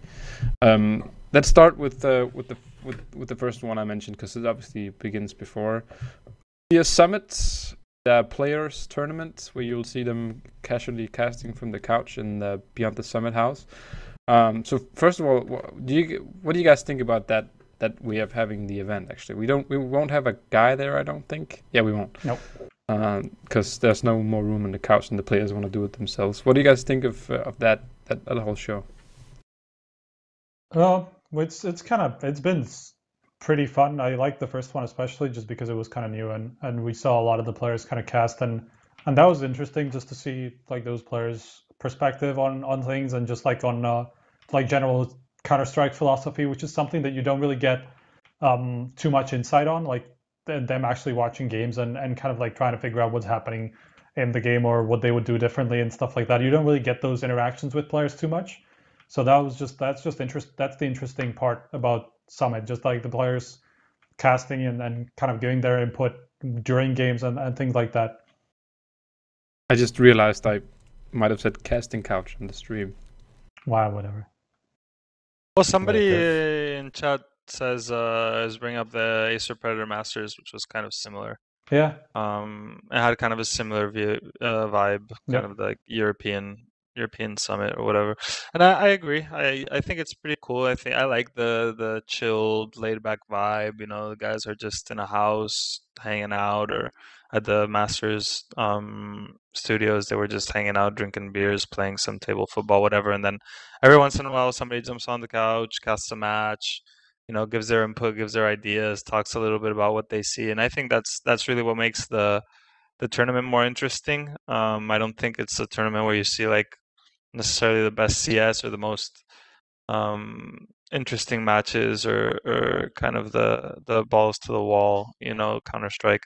It's a little bit, I think a lot of times with that atmosphere, you know, players kind of react to their environment. I think like Cancun was another place you could kind of see like the ECS finals, even though it was big and teams wanted to win, it was also like players were kind of like relaxed and whatever. So I do think that environment does a lot to the way teams play at a certain tournament. However, taking that in mind, I think it's still pretty fun to get those players' inputs while they're casting and to see, you know, a nice relaxed tournament. I don't think it's a big highlight or something like that, but it's definitely easy on the eyes and fun to watch. I think what works is that's actually a format that where the pro players on the desk works when you have them in the casual setting. I don't really like active pro players on the desk for, let's say, the major. I don't think it worked very well. Actually, I prefer to have when it's proper serious huge events to have entertaining analysts actually who know what they're doing and who know how to entertain more than they know how to actually analyze the game. That's why I prefer to keep the pros in the game unless it's a tournament like this one. Yeah, I mean, it's not even only that, because when you're on the desk and you have all of these big cameras, production, people telling you this and that, you need to go on ad break, you need to go this, do that, has to have like a special, like a good flow and everything. At Summit, no one cares if someone just like doesn't talk or doesn't say anything for like 5 seconds. Someone else will jump in, throw in like a random joke, whatever. So it's far more laid back, and obviously you don't need to have any production experience or like on-screen experience to be on the Summit couch and just like talk about whatever you see. I always kind of had a weird, didn't really understand why people really want pro players on desk for the big events. Like, why is it so important to have someone immersed in the game when you literally have a huge pool of people who know how to be funny, and some of them who can analyze the games to a degree that actually satisfies you. I never understood the. I mean, the thing is that a lot of people think that maybe the way some analysts, maybe all, I don't know, depending on the person who thinks this. I'm not saying from my own point of view, just saying some people think like this, that the analysts don't really put in that much time, maybe don't know that much about the game, other stuff like that. So when you have someone that's an active player, he'll obviously know more, give like better insight into some like details about teams, maybe something from practice, something from official games, like details about a strat, like why this flash, why not that flash, why this Molotov like saved the round or whatever. So stuff like that you won't get from people that are just analysts most of the time. You'll get it to some degree, but not that in depth. I mean, you also have to have a very kind of a cerebral player to make this work, and to kind of. So this is ironic. I have something in my mind, and that exactly why I don't have this is the problem. But never mind. It's you just have to have a smart player to be able to say whatever is important about the game or whatever. He just has to know how to word it basically, and that's always the problem with. Bring Blade. Bring Blade. If you have delays, sure. Yeah, Blade will talk about one round for 10 minutes, and then you can go like to a pause or like straight live into the second map or whatever. I remember when I don't remember the event you were at Strike, but you were calling for help with transcribing some interviews. It was after we did the first show. So at 11 o'clock at night, and like, I can help you, sure, no problem, just send the interviews my way. And everyone was like, yeah, he needs the proper christening. He hasn't had a Blade interview yet, so send to Yossarian the Blade interview. That's 15-16 minutes long.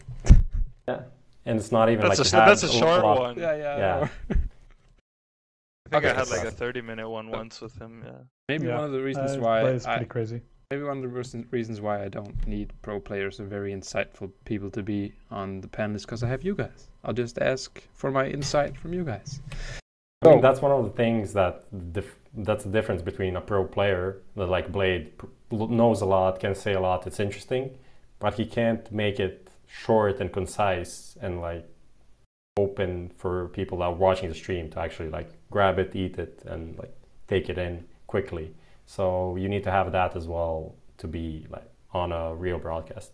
But just talking about Summit, I hope this one is better than the last one, because I was kind of disappointed by the amount of players actually sitting on the couch and casting stuff. Last time it was pretty bad. I felt like maybe we had four matches or 4 maps that were actually casted by players, and the rest was just the classic talent, which is, in my opinion, just shit. That's not why I want to watch that event. The first one was super great, super interesting. And yeah, I don't know why it happened, but I guess it's something down to the players or how they felt that time. You just want Taz on the couch whenever he's not playing, right? Yeah, that will be fun. I mean, you're gonna have. I mean, this time I don't remember the teams that were there last time, but the first one I particularly liked because of teams like NIP, because of teams like SK at that time. I feel like those were the most funny and like the most interesting players to have look at a game and whatever, shoot the shit around it.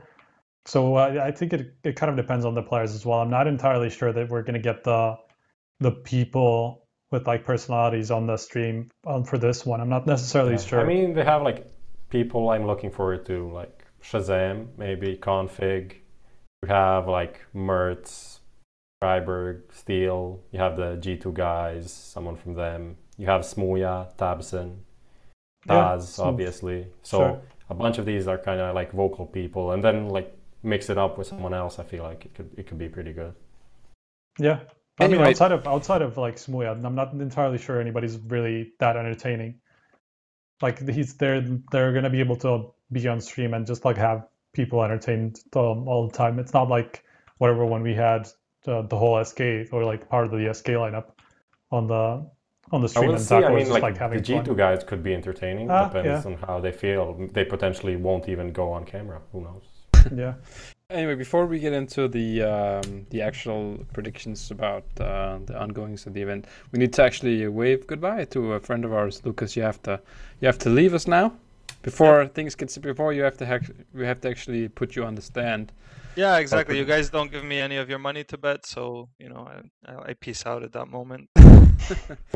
Everyone say You've lost our money twice now, Yeah. so Well, No more just give me betting. some of my own so I can lose. You know, Let him maybe stay maybe I on. win with my own. Actually, you guys. Yeah. Are you know just how that afraid. sounds. I mean, right? obviously Give just me sabotaging some of us. my own money. Anyway, say goodbye to Lucas, everyone. Thanks. See you later, man. Thanks for joining. I'll vote against Thanks, guys. Catalonian independency. Thank you. What a send off. Okay, so let's get into the actual predictions about so obviously we have in Etsy Summon we have Big, G2, Ghost, Heroic, Kinguin, Energy, Optic, and Complexity. Who do you guys think can make the run all the way? I'm going for Big for this one. I mean, the big are the ones that make like kind of the most sense, I guess. There's the thing Energy, is, obviously, like a week there. ago, okay, not a week ago, but before Star Series, I would have said Energy.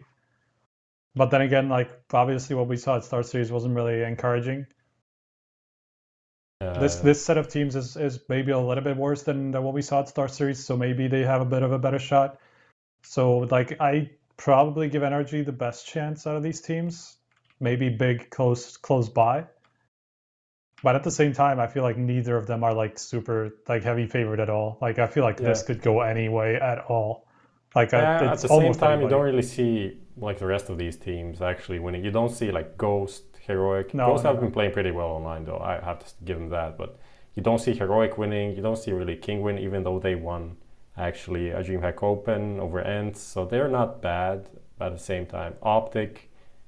That's the thing about you wouldn't see anybody from these teams really like a tournament winner, right? Like even at this tier, I guess like none of them are really consistent or like have been winning these kind of type of events. Like that's the hard part about this. Yeah, I mean, if anything, NRG have won like Shanghai. Yeah. And they have been playing decent. So on paper they would be, and they're like at home since it's like an NA event. It's a group stage and all of that. Kind of group stage because they're playing from the rooms, which I'm trying to say. I'm actually personally looking forward to Kinguin just because we've kind of seen an improvement from them online, and even at some events. There was a smaller events. I don't remember what the name was. Games Clash Masters it might have been, and a couple of events before that they won or at least got close to winning.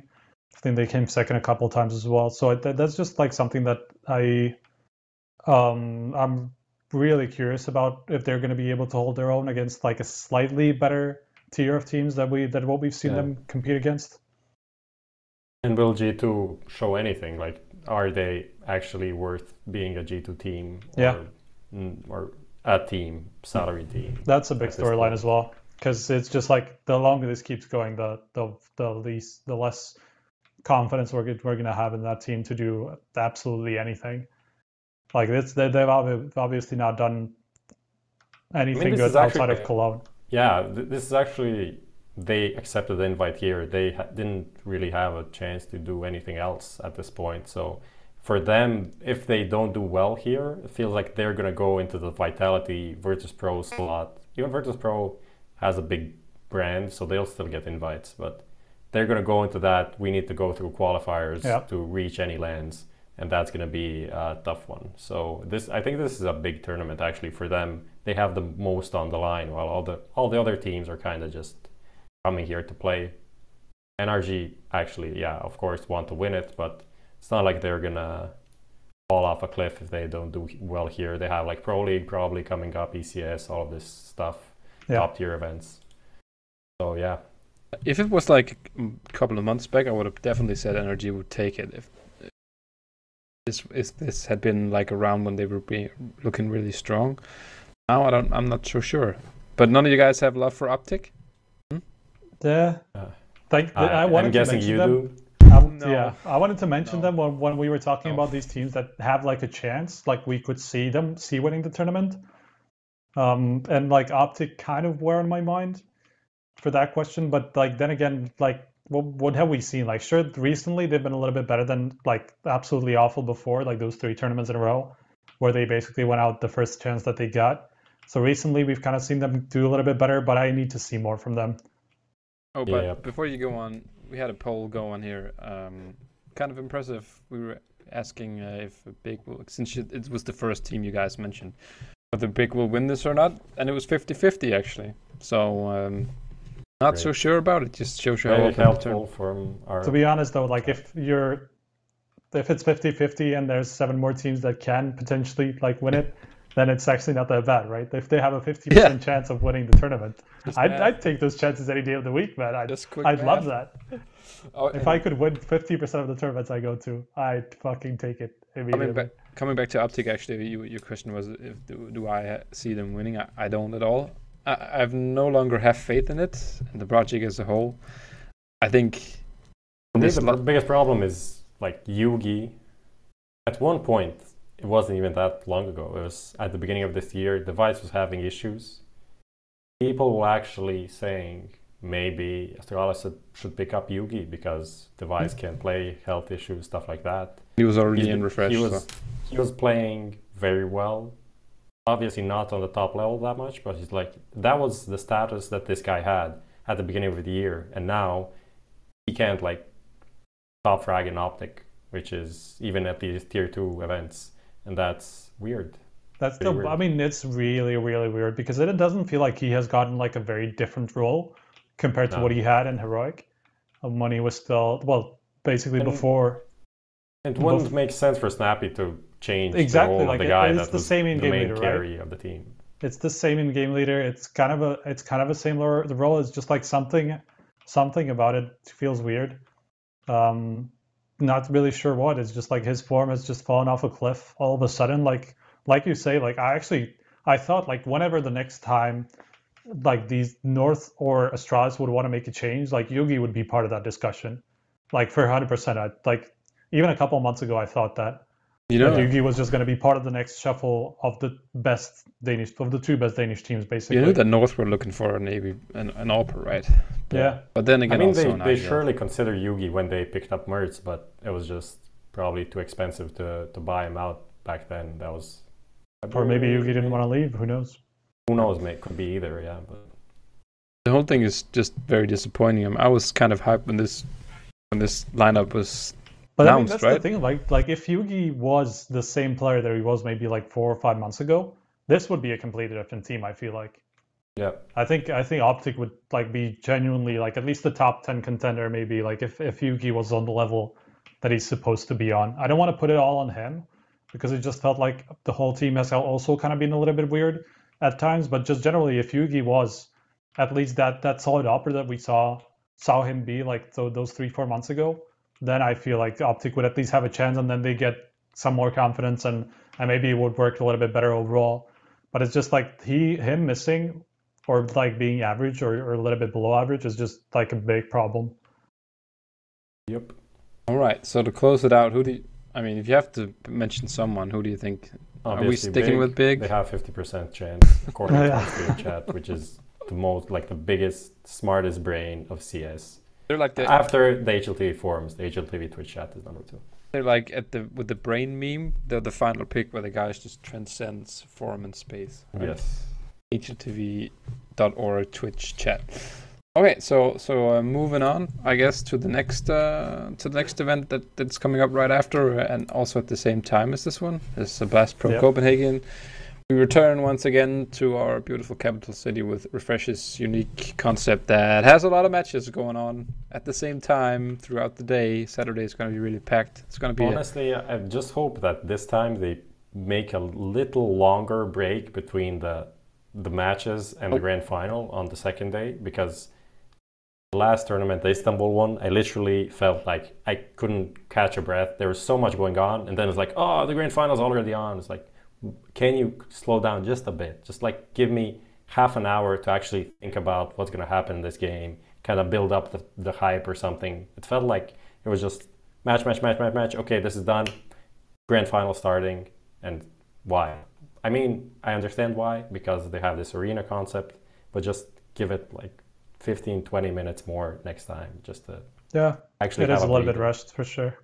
I mean, you're watching these games and then you want to like maybe get something to eat, maybe go to the toilet perhaps for like 2 minutes or something, and it's like, no, you can't. You have to watch the grand finals already on. Yeah, unfortunately for you, Prof, it's actually the same thing. Just moved 1 hour from Istanbul, so no pee breaks for you, my friend. Okay, you have to I'll get my good old bottle and that. Oh shit! Actually, it's you, Striker, going there. So what? You're the one actually going to Copenhagen. Yeah, flying out tomorrow. I was just still thinking about the peeing bottle and wondering what the hell you mean by me going there. You're going to the pee bottle. Yeah, exactly. I'm just like my brain makes these weirdest associations today. I don't know what's happening. It's the beard. You're missing the beard. Yeah, that's probably it. Your beard probably is 50% of your thinking for you, right? It's nicotine withdrawal as well. Yeah. So anyway, before we get into the actual predictions about this tournament, also adding to that some bets after that, is that actually we had the next Blast Pro Series stops revealed earlier today. So they're going to be in Lisbon for December 15th. And then they have Miami, Sao Paulo, and Madrid, right? Yep. For March, April, and May. So even more stops. The Madrid one is pretty interesting for me because we just lost Lucas, unfortunately, as the resident Spaniard.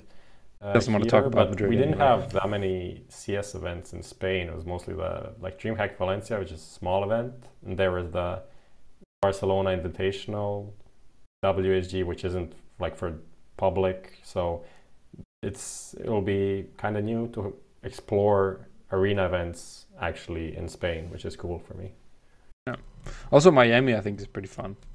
It should also make for a pretty nice venue. One thing I was kind of thought was funny was that next year they want to do, was it 9? 8. 8, I think. 8 in total, so that's 5 more than they'll do this year, because they're going to have 3 before the end of the year. And then you also have these guys saying that there's too much CS going on. You have, I remember talking to Astralis, who are obviously owned by Refresh at ECS, and they're all like, oh, there's too many events, we can't go to this, we can't go to that. And then their parent company spams out 8 more events. I'm like, oh, okay. Well, maybe that's why they're burning bridges. You can be pretty sure that Australians are going to be at all of them, right? Yeah, pretty much. I'm like, okay, so where's the consistency, guys? I mean, you can't with one hand. Well, they're just going to skip all these other tournaments, right? That's why they're just skipping tournament after tournament. Yeah, that's why they skipped EPICENTER, so they can play Copenhagen. Blast, yep.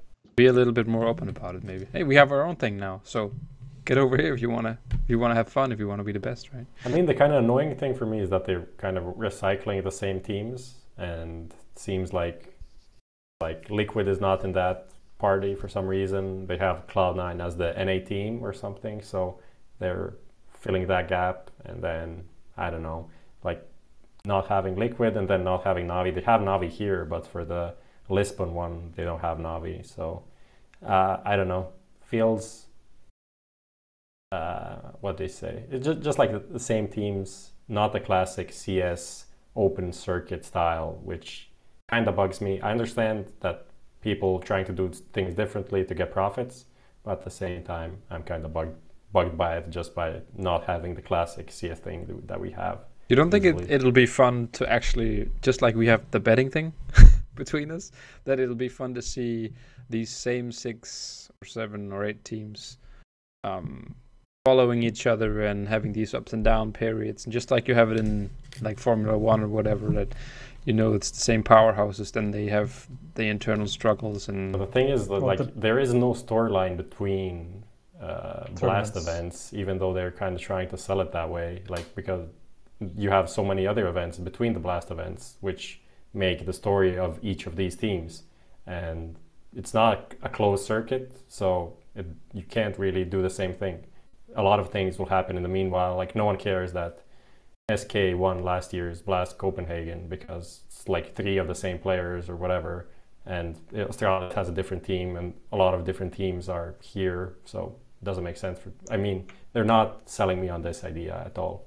I mean, you said it as well. It's a year ago, right? And in that time, where has SK gone, right? SK have gone from the best team in the world at the time to maybe a top 5 at best, right? So that's just like there's just so many changes because of the pre-circuit. So much has changed that these tournaments can't really bank on storylines from whatever even a couple of months ago. That's way too much. Yeah. So that's the issue.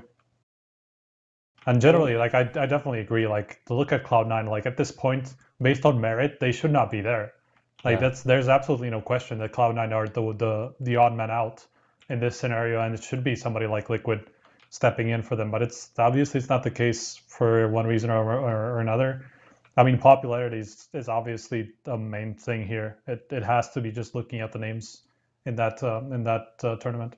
Yeah, I mean, another thing why they can build like a Blast Pro Series storyline from tournament to tournament is because these tournaments are not like top tournaments. They are big events in the prize pool, but at the same time, they don't have that many teams to make it comparable to IEMs like IEM Katowice, whatever, Cologne, ESL One Cologne, or stuff like that.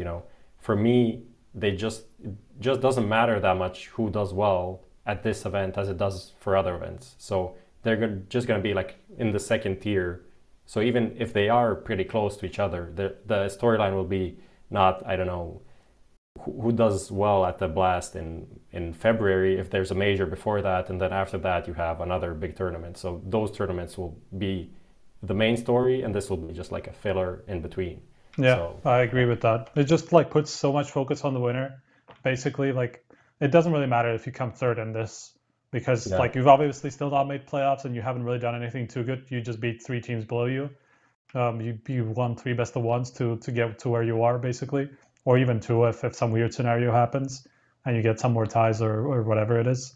It's just like it just puts an extreme amount of focus on the final. Even if you look at the way the matches are played, right? There are 3 matches at the same time, so you can only really watch a third of the tournament up to the final. So you don't even know what happened with the other teams, especially because there's no breaks. There's basically like a day, a few hours between the first day and the second day, and then you don't really know what's happened to these other 2 games that you didn't see each round. So that's the problem that I have with the tournaments. Like I'm me as a hardcore fan, I just want to know what happened to every team, or at least like close to every team, and that doesn't really allow me to do that. Like Blast doesn't really allow me to do that. Another kind of funny storyline, weird storyline, is that they didn't invite North for this one.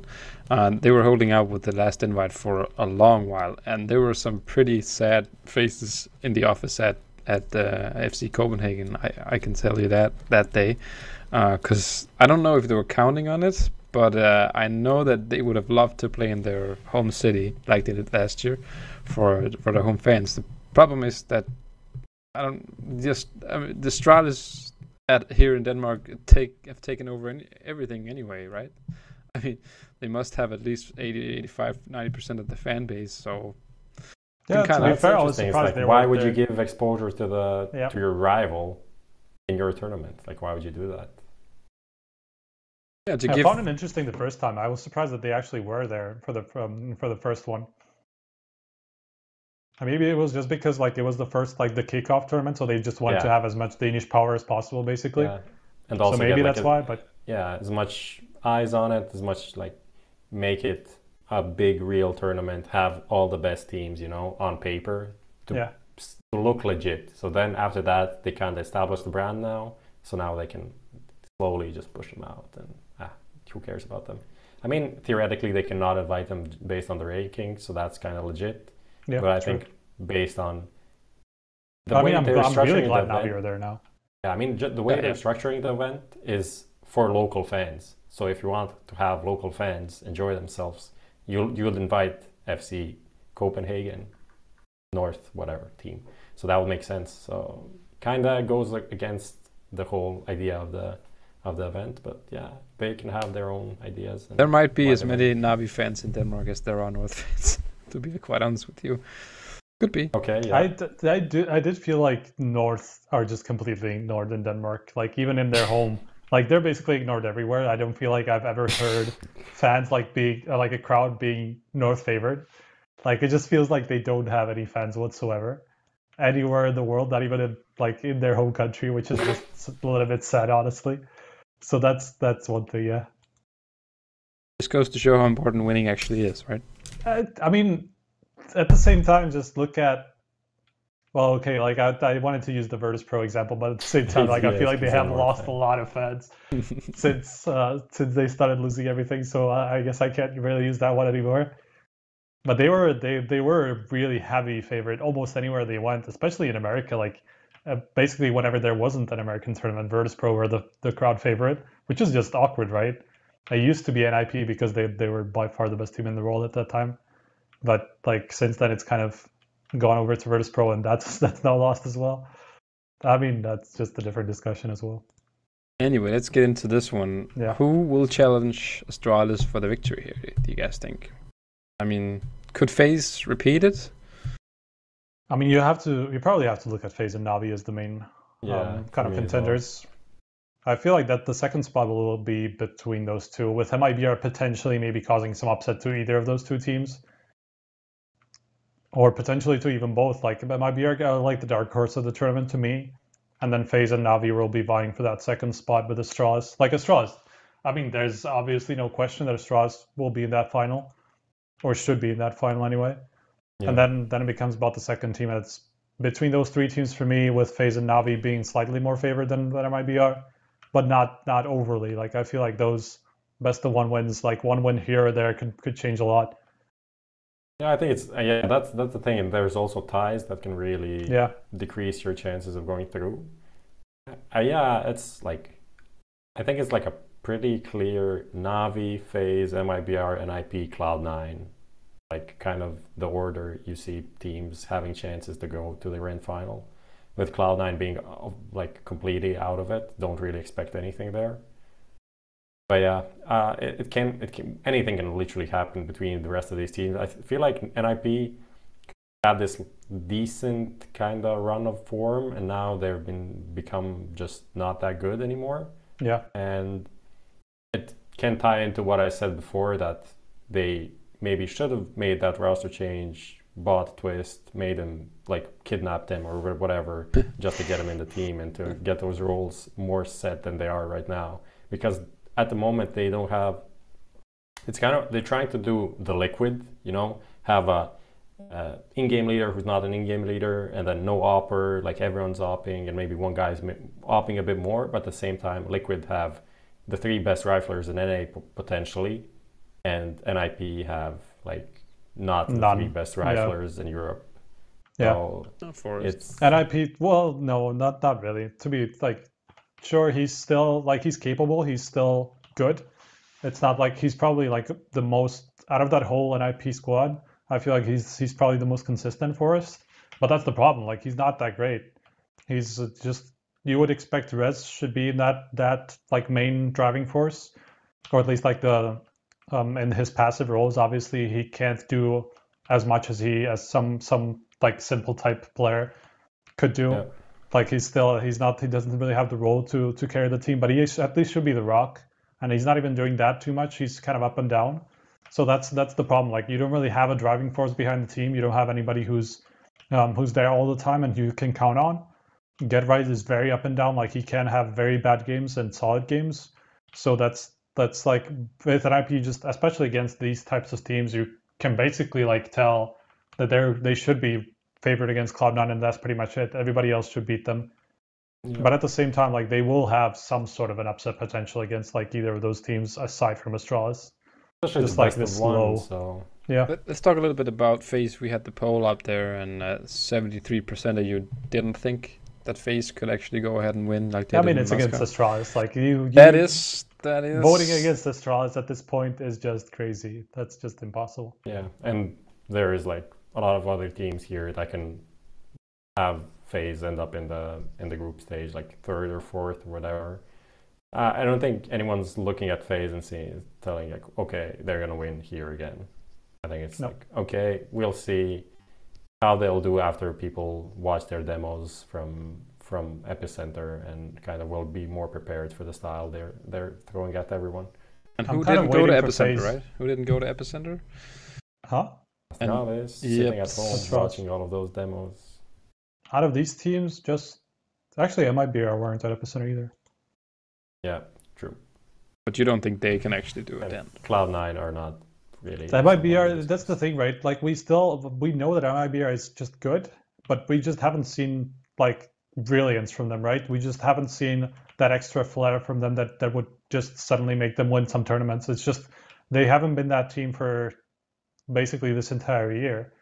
So that's the problem I have with MIBR. Like when they actually start showing me that they can reach these grand finals and have a chance there, like that's when I'll. The worst thing is this is kind of like the event they could actually win. Like no one's taking them too seriously. No one's going to oh, MIBR is going to win the titles. So probably Astralis is more focused on Navi, maybe a bit on FaZe because they just won EPICENTER. So MIBR can like go through the group stage, bam, they're in the final. One best of three, you can win a best of three, and that's it. End of story. So that can happen, obviously. Well, winning a best of three is Astralis, though.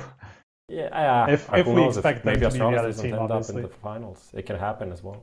Yeah, I mean that's the lowest chance of anything else. Yeah, out of all the outcomes, right? Yeah, out of all outcomes, I just no matter what, like I feel like Astralis just have like 95% chance of being in that final. I feel like it would be like a massive upset if Astralis didn't make it. It's so annoying to read these Astralis tweets. Oh, it was a rough night for us in EPL and ECS. 4-0 for the night. Thank you very much.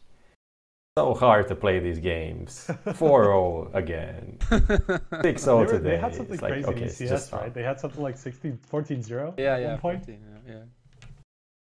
That's just like they're even good online and nobody's like good everywhere. Like it doesn't happen. So annoying. These guys okay, 16-0. They're 16-0 in ECS, right? I feel like somehow they kind of cracked the code and found like 5 or 6 more hours in the day or something.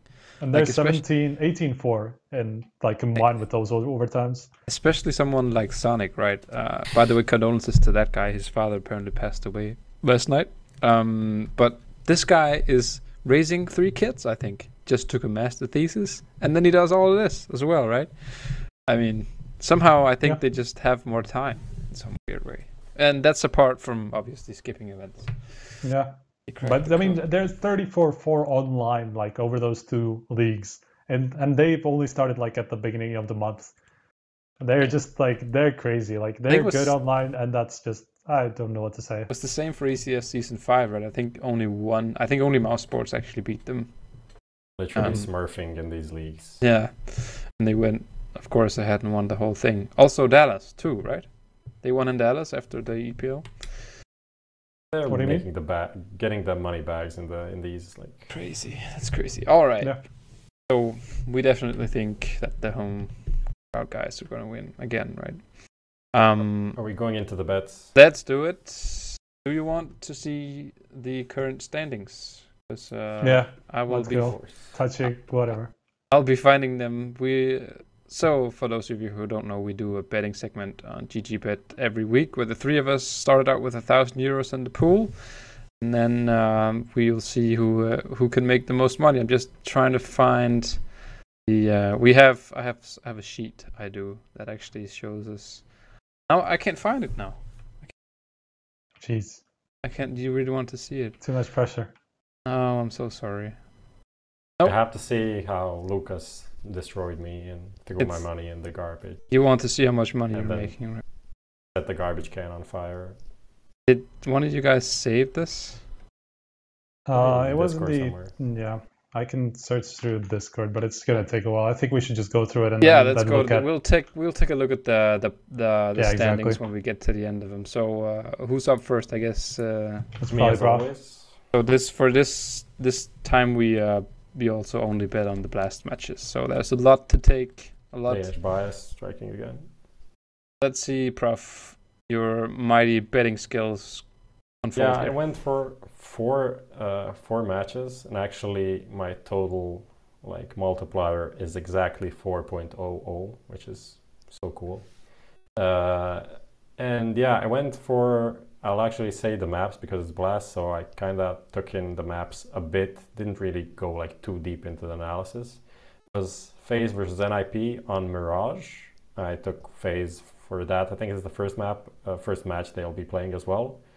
So FaZe have been good on Mirage, NIP overall not looking that good. So I think that's a decent one, 1.46. I did Navi against Cloud9, also playing on Mirage, just because Navi, even though one negative of this, it's Navi kind of start slow in tournaments often, but I still think they should beat Cloud9, which is literally didn't play anything with this 5. And then I took FaZe versus Navi as the game. I took Navi because it's Overpass, and I think overall Overpass is a good map for them. And they played it a couple of times at EPICENTER. Actually, just one time, but still. And then for the last one, Astralis over FaZe, because Astralis, why not? Have to put in one Astralis there to get a free multiplier, I feel like. Might as well put all Astralis there, right, Yossarian? I was... My first bet was actually trying to bet all the way on the homer, only picking my fellow countrymen. But I decided not to do it. Low risk, low reward. Actually, the odds didn't even surpass 3.5, I think, and that's for what, 5 or 6 matches. Yeah, 5 matches. Doing both days. 5. So no, that would be a little bit too boring. So, and since I have to actually win some money to get all the way up to you guys, I went somewhere else. I actually took a look. Since what was unique about this is that we already have the map picks because they were done in advance, which is a part of the Blast Pro Series concept, that the teams can study each other. I think it's 3 weeks or something before that they have the map picks they're going to be playing on. Overpass and Mirage being the most games played on. So I went and took a look at especially Navi on Overpass, which is obviously a classic match, and they are going to be meeting both FaZe and MIBR on that map. So I went ahead for some nice odds on both those matches. I think they're going to win them. I believe that, for example, the FaZe game, those two teams met each other on Overpass 5 times, and FaZe only won one of them this year. So that's kind of the reason why I picked it. And then there's a game FaZe are playing MIBR on Cash, which I think the only Cash game we're going to see at the event. Maybe apart from the final, they might have it as well. You really went hard on this, didn't you? Yeah, because I have to win now. You'll see in a moment, because I actually found the graph. Nice. And so MIBR, obviously, none of the teams really play this map that much. Kind of funny that it actually went through in this one. But I think the odds were just a little bit better for FaZe, and I think that the EPICENTER win is going to just edge it slightly towards them. I think MIBR was something like 2.2 for this one. And then at the end, just to pick something else than Astralis, FaZe, and Navi, I had to go with NiP for the Cloud9, just because Cloud9 will be farmed at this event. Problem with these, the last pick that you took, is that they happen late in the tournament, and at that point, either of these teams could already be out. At that point, they play random CS, which then makes it bad to actually predict it. Also, because you these are the never two know what's worst gonna happen. teams that are actually playing at the event. So there it's very probable that both They NIP might be and low, Cloud9 will be out, and then at that point, like the NIP It's guys anybody's will game. probably so that at that point, you probably makes more sense to bet on the underdogs than could be. getting the free tips. From If this is what's gonna lose it for me, I'm gonna be so furious now since you called it out. Then I just broke it down why Yoss will fail the slip. Anyway, go ahead, Striker Fears. Yeah, I mean, I went quite a different route to either of you. I think I actually went because I'm so close to prop, which is something you're going to see soon. I've actually You're playing almost the caught up with odds them. games now. This time I'm actually playing the odds game. I'm kind of pussying my way out of it, even though the odds are actually better than with you, prop. Like you're 4.00, I'm 4.36. So it's just like I've just gone in those matches that I'm not entirely sure about, like FaZe. But at least I'm not considering just like who's doing better. I'm just betting stuff because you're betting stuff. Sure, but I'm taking this seriously, man. I'm competitive. I'm competitive. All right, let's go. So basically, FaZe Navi, I wasn't entirely sure about that. Like, I'd probably edge it towards FaZe at this point, but at the same time, their record against Navi is pretty bad overall. Like, they've just literally just won Epicenter, which was like the first time in how God knows how long that they actually won against them. So I just went for like a 16-10 plus scoreline that the losing team will actually win 10 rounds at least in that match, because I just wasn't. Those are good odds, yeah. Yeah, very good odds for that. Basically the same as your for Navi, right? It's 165, I think you have. So that was kind of my thinking. I didn't want to bet on Navi, but the same odds for 16-10 were there, so I just went with that. Astralis against the IBR, I think, is fairly self-explanatory. Astralis are just way too good not to beat everybody. And then FaZe against Cloud9, I basically just picked whoever I was really confident in beating Cloud9 and whoever had the best odds in that matchup, because I just feel like they're going to lose every game. Maybe aside from like the NIP one, I'm not 100% sure on NIP, and basically I am very sure on the other teams. So basically whoever had the best odds against Cloud9 out of those the other four teams I just picked, which was FaZe, I think. Nice. I'm pretty sure that was that way at least. And then in the last one, Navi Astralis is kind of the same thing as with Navi and FaZe, except I'm pretty sure that Astralis will win, but the odds were fairly bad, so I just went with that Navi will actually win 10 rounds, which is somewhat risky. It doesn't really have to happen. So that was my riskiest, I think, even though it has like only the second best odds after the FaZe Navi match. But yeah, that's my slip, and it is a 4.36 multiplier. That's pretty good. It'll bring you close. Well, if I would and then Prop doesn't, I will go ahead. Yeah. Before we take a look at the graph, let's because we're going to be closing the stream out shortly. Take a moment of silence for Yossarians. Yeah. Before I get to show how embarrassing bad I am at this, if you have any questions for the panel before we run things off, please go ahead and put them in the chat right now. We'll pick up a few of them, and before we close out the stream. Then we'll move on. Now let's bring it up here. This is what I was trying to find before. Yeah, it's not looking good for me. Yeah. I'm the red guy, if you hadn't noticed. Yeah, barely breaking average. I made money 2 times. Or I think I had the first 2 times, right? Or the second. No, I lost. Time? I started out losing. We all did. Oh, okay. Well, 2 of us did. Yeah. And then a little bit of a breakthrough, and then for the end of it. Where's you, Striker, on the up and up? Yeah, I'm kind of like steady incline. Looks like you're cheating, honestly. Now I'm kind of how does this happen? Like we have like a decent graph. Like you're around there 1.25, and then suddenly. Then we're at exit, right? That looks like cheating to me. 500 into bets basically. This is triggering my anti-cheat, and I'll sweep. Look, like one of those. To be fair though, like one of those. What did I have? How many losses? 1, 2. I only had 2 losses, right, or 3 maybe. That's the 3 actually. And one of them is Lucas, right? So I have to be. That has to be also taken into consideration. All right. And you're actually the same, Prof. You also have 3. Yeah, 1 was pretty close. Oh, 4 actually now with the last 2. All right. Doesn't matter, guys.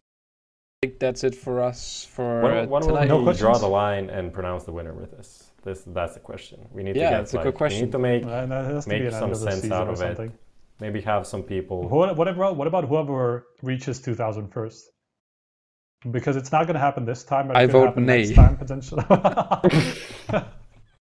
Let's just I mean, say you would have to have like another season for to get to Is catch there up at any, this point. is there any kind of like Christmas break or something? I mean, Yas can just like put 1K on one bet and see if it goes through. Like Astralis to win, I am Chicago. Yeah, but then it loses it, and Then he doesn't have the right to bet anymore. I That's will bet that capitalism. if He they needs to have- go homeless if on they the have street. any more online games, the next one I'll put 1,000 on them, and then that'll be the first one they lose, right? like just do the Joe routes where he just went like, what was that, like 300 multiplier or whatever it was He on had the 9. online games in an April League. My slip, by the way. He had nine matches on the first one. Look, And that the- was and- that was the game. That was the slip that could have fucking like. I was won you scared, the game honestly. right I was there. scared, like, if this goes through, Yas is gonna kill us all. This doesn't make The Yeah. sense. problem was he had E United to beat Liquid in the very first Yeah, one, which that's true. obviously didn't happen. I wonder, like, we have to go back and figure out how much he actually got right out of that. I feel like if it was just that one. I tried. He picked so many matches that some of them even got postponed, so we couldn't even. Okay. Couldn't even give you a correct answer on that. We should figure it out, because if we only missed that one, like United against Liquid, then you should be pretty pissed. All right. So, if no one else have any questions that don't maybe pertain to betting, could be anything CS:GO related, then I think we're going to be There's calling. something interesting going on in Germany about esports. I'm not just like Yeah? trolling Twitter. What? The big guys have been tweeting something about like government, Olympic sports stuff. I don't know. Need to dig into that. Seems Alright. like they're upset. So Cool. interesting stuff. Pretty I interesting. haven't seen that, so I have no idea what you're talking Speaking of about. Twitter, I think, yes, for the first time I actually say this while our handles are on screen. Go follow us at Professeur CS, Yossarian, HLTV, and Striker HLTV.org, because obviously they're not aligned and we each have different handles. Yes. I've had mine for the longest out of all of you, so Yeah, that's fine. Yeah, Go I know follow the guys, and especially for the upcoming weekends, upcoming events that we have. Striker, have a safe trip to Copenhagen, man. thanks, man. We'll be Yeah, seeing next week. every one Monday? of you. See you on Monday.